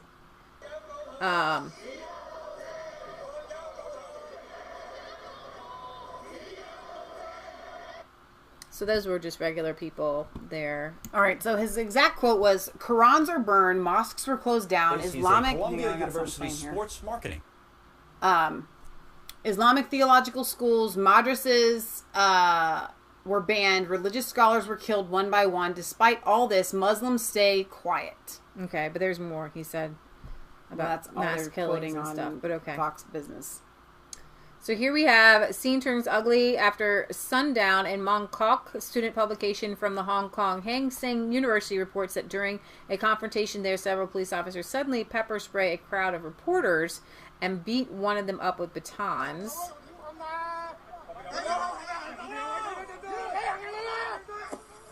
Oh, the reporter there gets sprayed and beaten. Tension's high here in Hong Kong.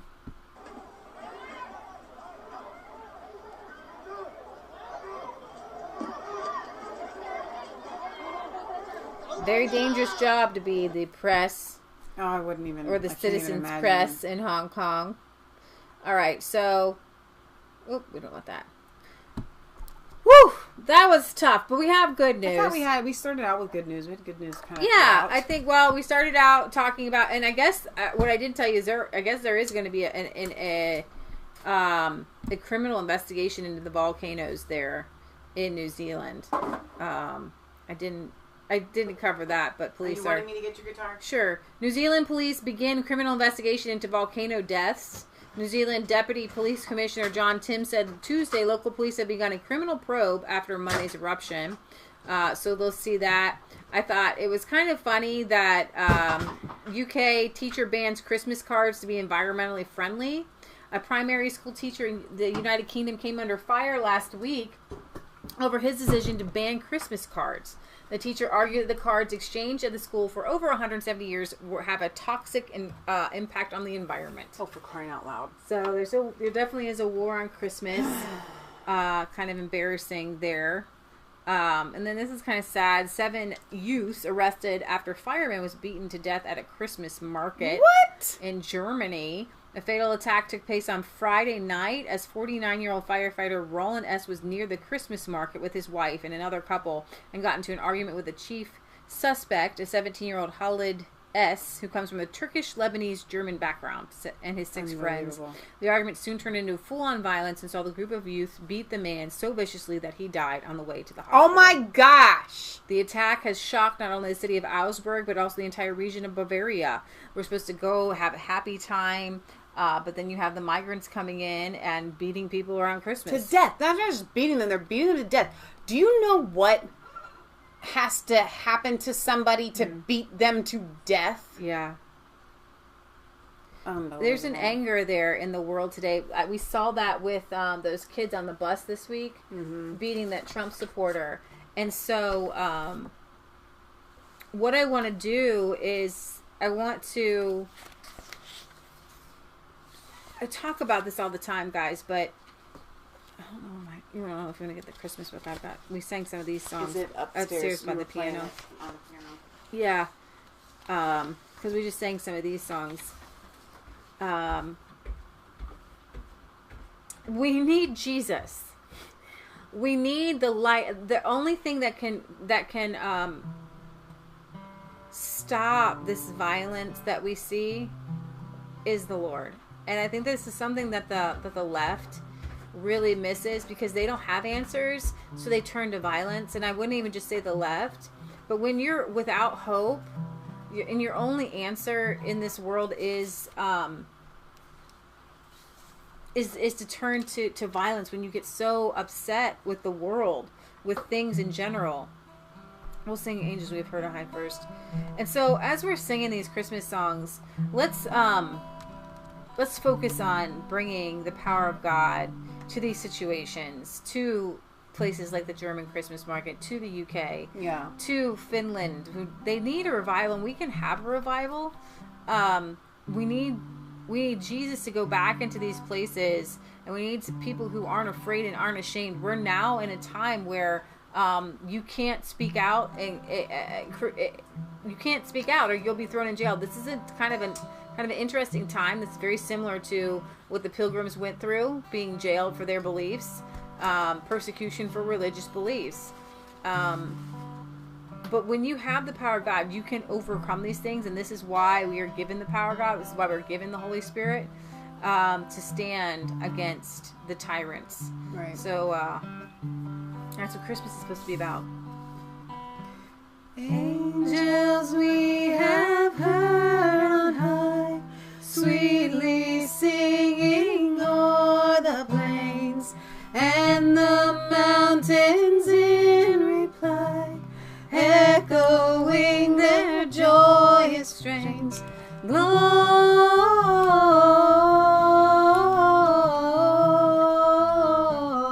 Gloria in excelsis Deo. Gloria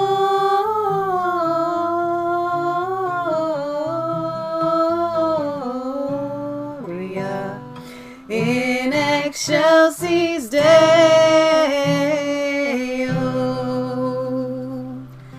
Come to Bethlehem and see Christ, whose birth the angels sing.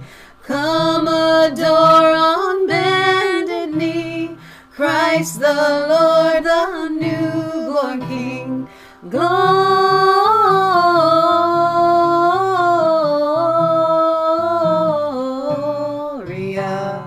in excelsis Deo. Gloria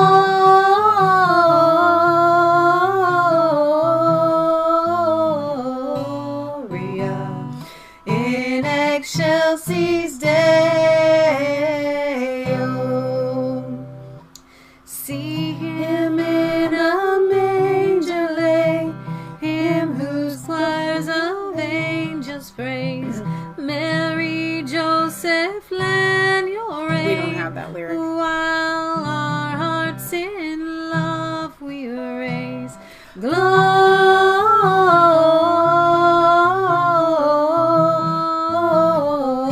Gloria in excelsis Deo.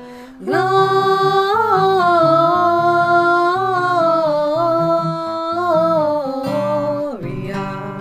in excelsis Deo.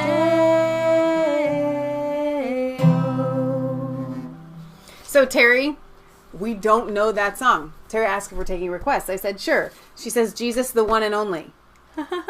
You go to a Baptist church, from what I understand, and they actually sing a lot more like really cool songs, traditional songs that we didn't grow up with that. We grew up with a lot of traditional songs, but I think that we missed out on a lot. We'll have to look that one up for sure.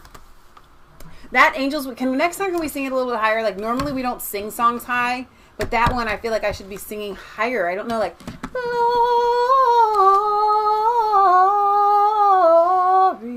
We can't. Like I can't. Like for me, that's hard. Like, it's really low for me. We can't please everybody. We can't. Can we? I know. No. All right. What are we singing next? I'm googling. I'm giving them lyrics. Hopefully, I have the proper ones.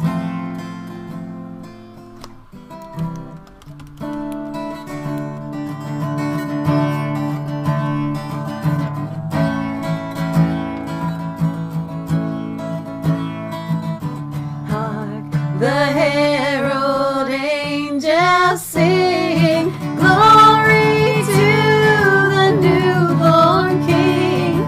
Peace on earth and mercy, my old God.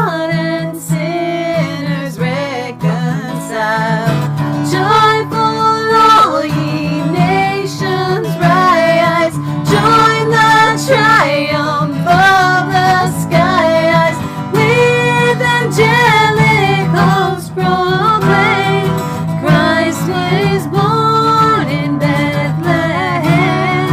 Hark the herald angels sing, glory to the newborn King. Christ by highest heaven adored, Christ the everlasting Lord. Late in time, behold him come, offspring of the Virgin's womb. Veiled in flesh, the Godhead sees. Hail the incarnate deities. Praise as men with men to dwell. Jesus our Emmanuel. Hark the herald angels sing, glory to the newborn King. Hail the heaven-born Prince of Peace. Hail the Son of Righteousness. Light and life, behold, he brings, risen revealing in his wings. While he lays his glory by, born that men no more may die. Born to raise the sons of earth, born to give them second birth. Hark the herald angels sing, glory to the newborn King. Hark the herald angels sing, glory to the newborn King. Peace on earth and mercy mild, God and sinners reconciled. Joyful all ye nations rise, join the triumph of the skies. With angelicals proclaim, Christ is born in Bethlehem. Hark the herald angels sing, glory to the newborn King. We did have some requests. Yeah, go but I'm ahead. not sure if they were ones that we already sang on Friday. Let's see. Silent Night. Stefan wants. Did we sing that on Friday? We didn't sing it Friday. We sang it the other day. We can sing it again. So Britt says, Michelle, please try I Vow to Thee, My Country. Didn't we try and sing that once? Like, I don't. It doesn't even come to mind, but I will look it up. Is it a Christmas song? And then somebody says Noel.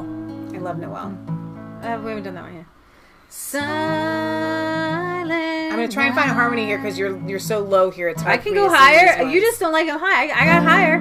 Okay, could we sing them higher? Lord have mercy on I'm my hurting soul. I can't tell it. All I know is it's really hurting my voice to sing these songs.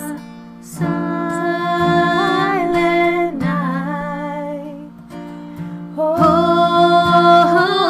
night, all is calm, all is bright, round young virgin, mother and child.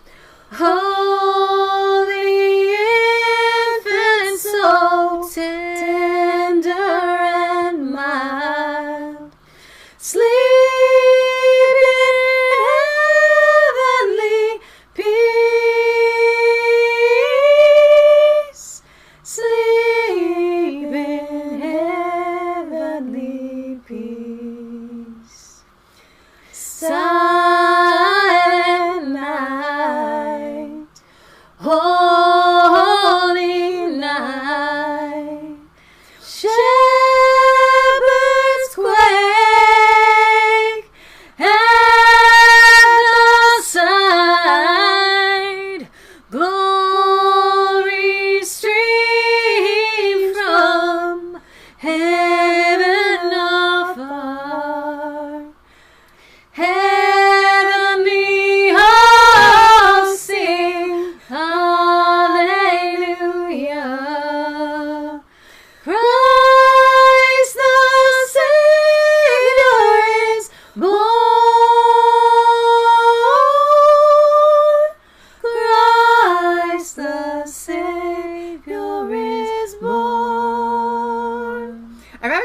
finding the lyrics that match your book, and your book is correct. It's just for some reason online they don't have the proper lyrics here. First Noel's in here, not.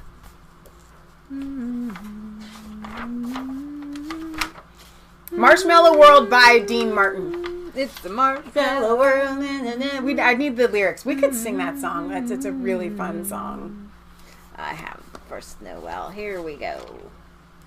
No, okay. We could. Actually, I bet it's upstairs in the book. Okay.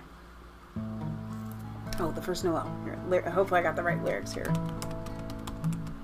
Michelle likes the Christmas songs high, so we're gonna go here. Well, we try. I don't know. It could have something to do with my ear. My singing is not right now that my ear is damaged, so I don't know what it is.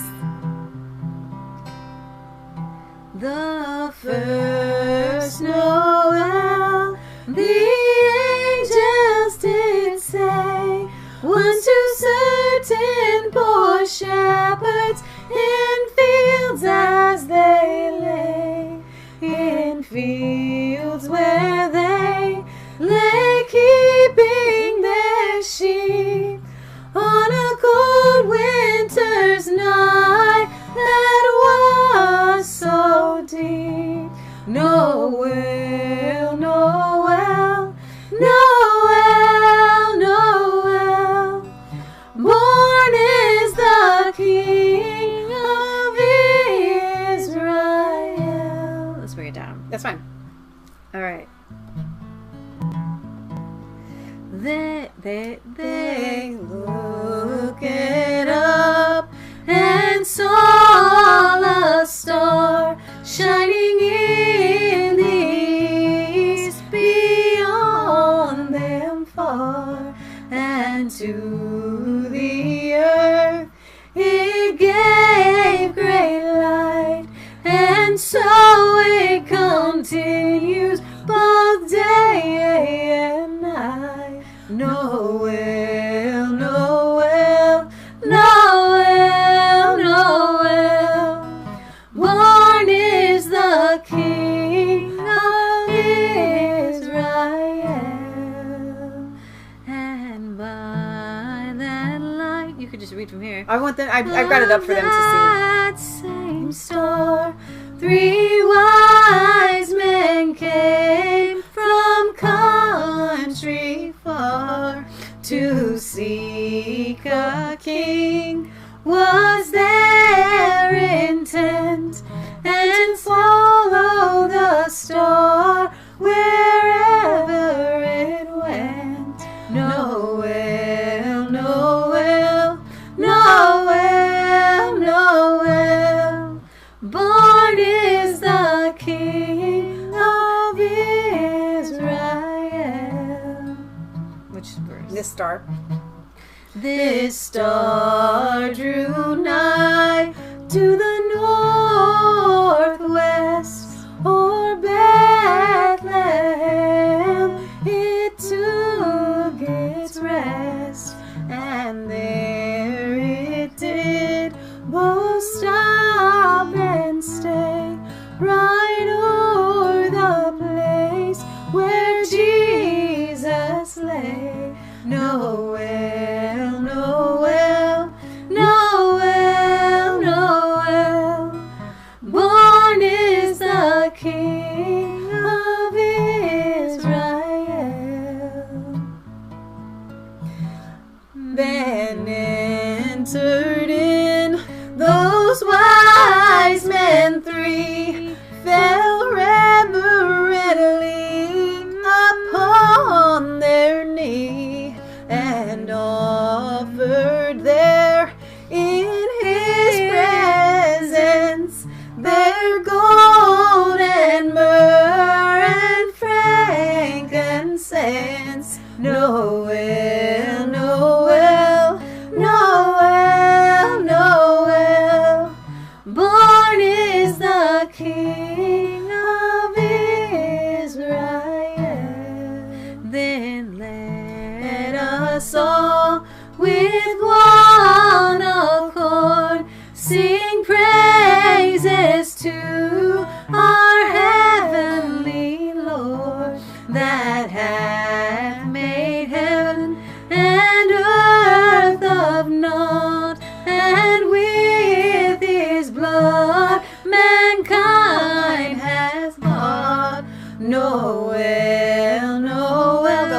Noel, Noel, born is the King of Israel.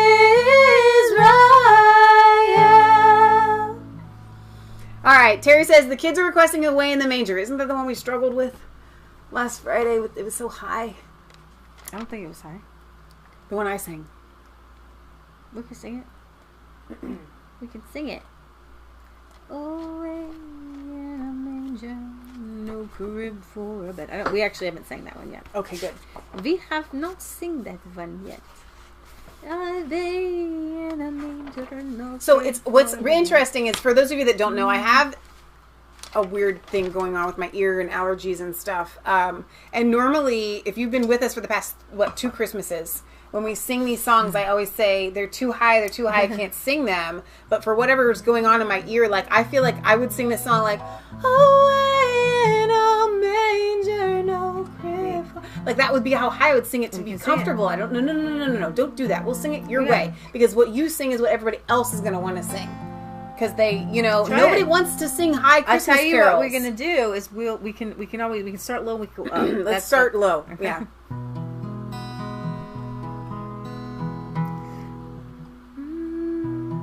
You just have to start it. I can't find it.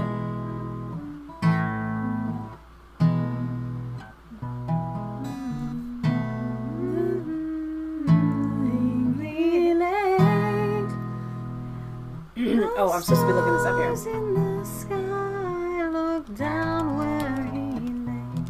The little Lord Jesus asleep on the hay. Away in a manger, no crib for a bed. The little Lord Jesus lay down his sweet head. The stars in the sky, I looked down where he lay. The little Lord Jesus asleep on the hay. The cattle are lowing, the baby awakes, but little Lord Jesus no crying he makes. I love thee, Lord Jesus, look down from the sky and stay by my cradle till morning is nigh. Be near me, Lord Jesus, I ask thee to stay close by me forever and love me, I pray. Bless all the dear children in thy tender care, and take us to heaven to live with thee there. Away in a manger, no crib for a bed. The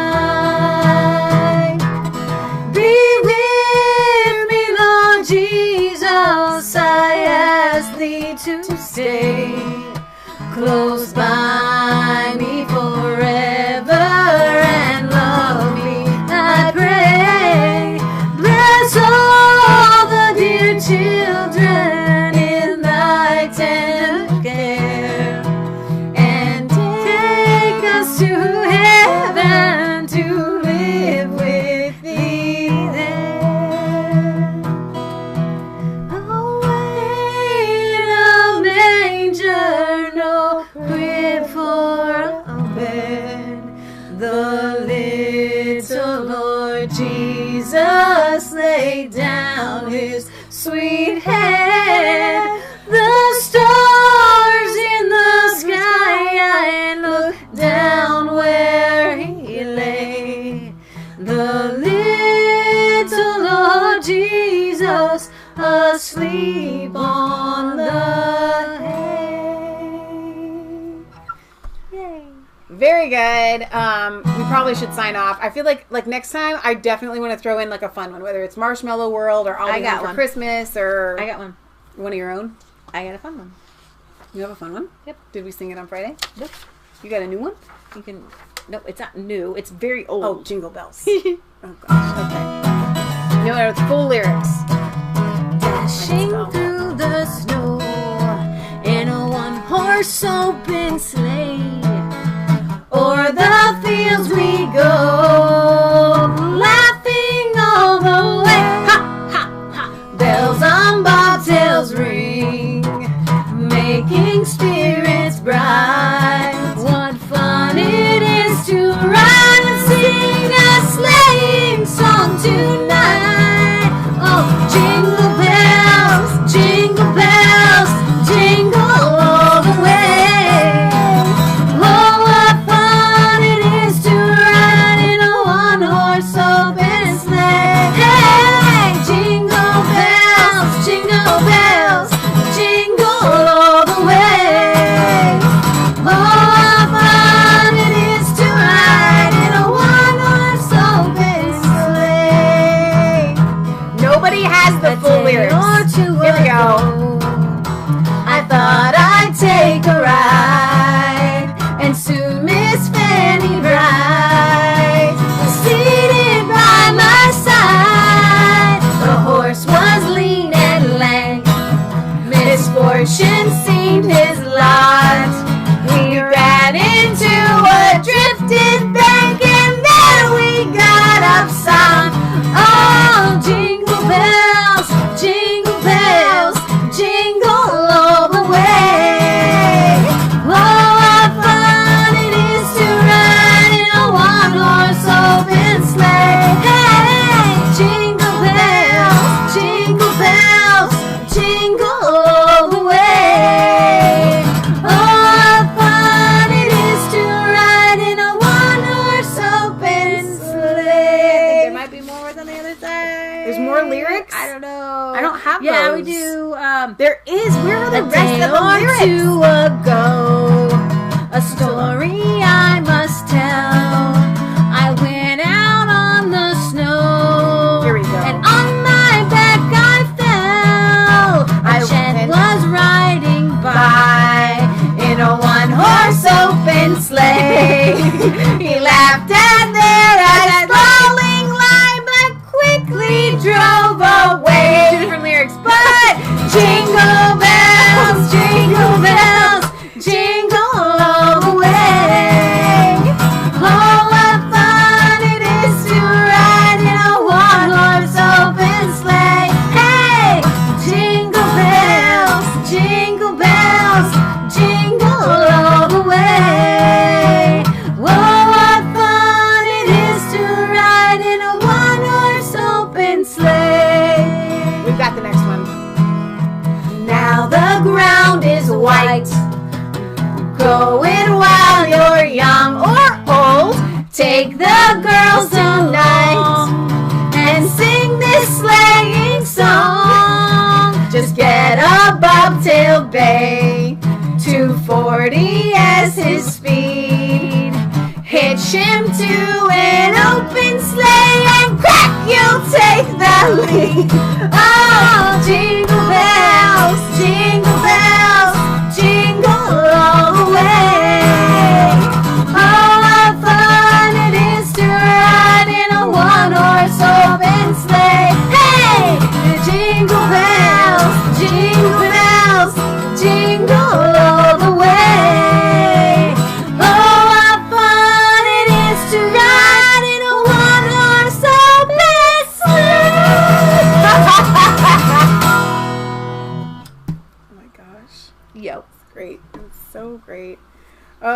I had trouble finding the right lyrics for these, but I think I should just show you like where I get them from. They're on the internets. No, I know, but I'm just saying, like, I give it to the people so that they can sing along with us. You see, and my voice is a little sore after that. My voice is sore. Oh my gosh! You know who sings that great? Was fun. Bing Crosby sings Jingle Bells the best. Jingle bells, jingle bells. And we could sing Jingle Bell, Jingle Bell, Jingle Bell Rock. Like, that's a fun one. I feel like these, like, happy songs might be easier on my throat. Like, Jingle Bell, Jingle Bell, Jingle Bell Rock. Jingle bell chime and jingle bell time. Dancing and prancing and jingle bell swear. Yeah, that's the other square. In the night time, it's the right time to rock the night away. Okay, we're gonna do that one. All right, so I have some really exciting news for you. Now, I don't have the exact day that we're gonna do this. Oh yeah, she got exciting news, man. It's going to be, I think, this week. Let's shoot for. We're gonna hopefully this week. Look at Thursday. All right. I'm going to look at Thursday. We're going to do... I am begging you to share this trailer once I put it out. I'm not kidding you. I'm not kidding you. I want a ton of people to show up. All of you share all this. 10,000 subscribers that we have. I want you to show up. All of you! For our premiere with Barry Jones, who is the author of The Treasonous Cabal. It is on JFK. It is going to blow your mind. I'm going to be putting out this trailer. Probably in the next day or two. I'm going to be sharing it. I'm going to be sharing it on my Facebook. I'm going to be sharing it on Twitter. I'm going to be sharing it everywhere. And I want you to show up for the premiere. It's not a live. It's going to be live chat, right? We're going to be in the chat. But it's already been. It's a video, an interview that we did that I'm in the middle of editing and compiling and processing. So awesome. And it's going to be wonderful. So we're going to have a giveaway. Red pilled on the steroids. In the middle of the live chat. So I'm going to give you a code word in the middle of the chat, and you're gonna email me that code word while we are live, and then while it's premiering, gonna get a copy of The Treasonous Cabal. Immediately following the premiere, we will go live and we will do a drawing for who's going to win that book. Leah and I are going to purchase it and we're going to send it out to the winner. But you have to be there for the live event. Yes. Of the premiere. All right, it's really, really important. It takes a lot of effort for us to do things like this, which is why we don't do them. That's very, very true. Like, so, I'm asking, really professional. We have two camera angles, you guys. It's so cool. It is really cool. So cool. Very, very professionally done. So I want it to have a professional premiere, and I want to do Barry the honor of having a ton of people there and a ton of people supporting it and watching it. So if ever I ask you to come and watch a show live, it's going to be this one. It's going to be this one. And that's why we're doing an incentive. And share your mother, your grandmother, your uncle. Share it when we're going live. Even your share the trailer friend ahead of time. Yeah, you want everybody to see this is a bipartisan video. Bipartisan. I mean, JFK was a Democrat, and here we are trying to stand up for him. So Wicked Psych says, I thought that a premiere was a replay. No. So most YouTubers will upload a video that they have spent hours working on, putting together, and then they premiere it. It's a big deal. It's like a movie premiere. And then it opens up the chat. Now, what Patriot Gallery does is she will take videos that we have done already live, and then so for us, it usually is a replay. This is a completely original video that we're going to have put up, and it'll be the first time anybody is seeing this interview with Barry. Like we're premiering a movie. Yeah, so it's a really big deal for us. So I'm going to shoot for Thursday at 8 o'clock. So I want you to kind of jot that down as tentative for what time we'll be premiering and when we'll be doing this. 8 o'clock. Like evening primetime TV is what I was thinking. I could do like maybe 7. Would that be better? I want people to be able to be home, have dinner, and it is for Americans. I'm sorry we have to time our stuff for Americans, even though a vast majority of our viewers are from overseas. So anyway, I'm asking for your support. I'm going to continue to ask for it. I'll probably be going live this week just on little clips to remind you of it, to let you know once it's settled. And I will set it to premiere, and the chat will open. You'll be able to join it a couple of days in advance. So, okay, guys, we have a P.O. Box. 107 Milford, Ohio, 45150. Send us your letters. We will read them on air.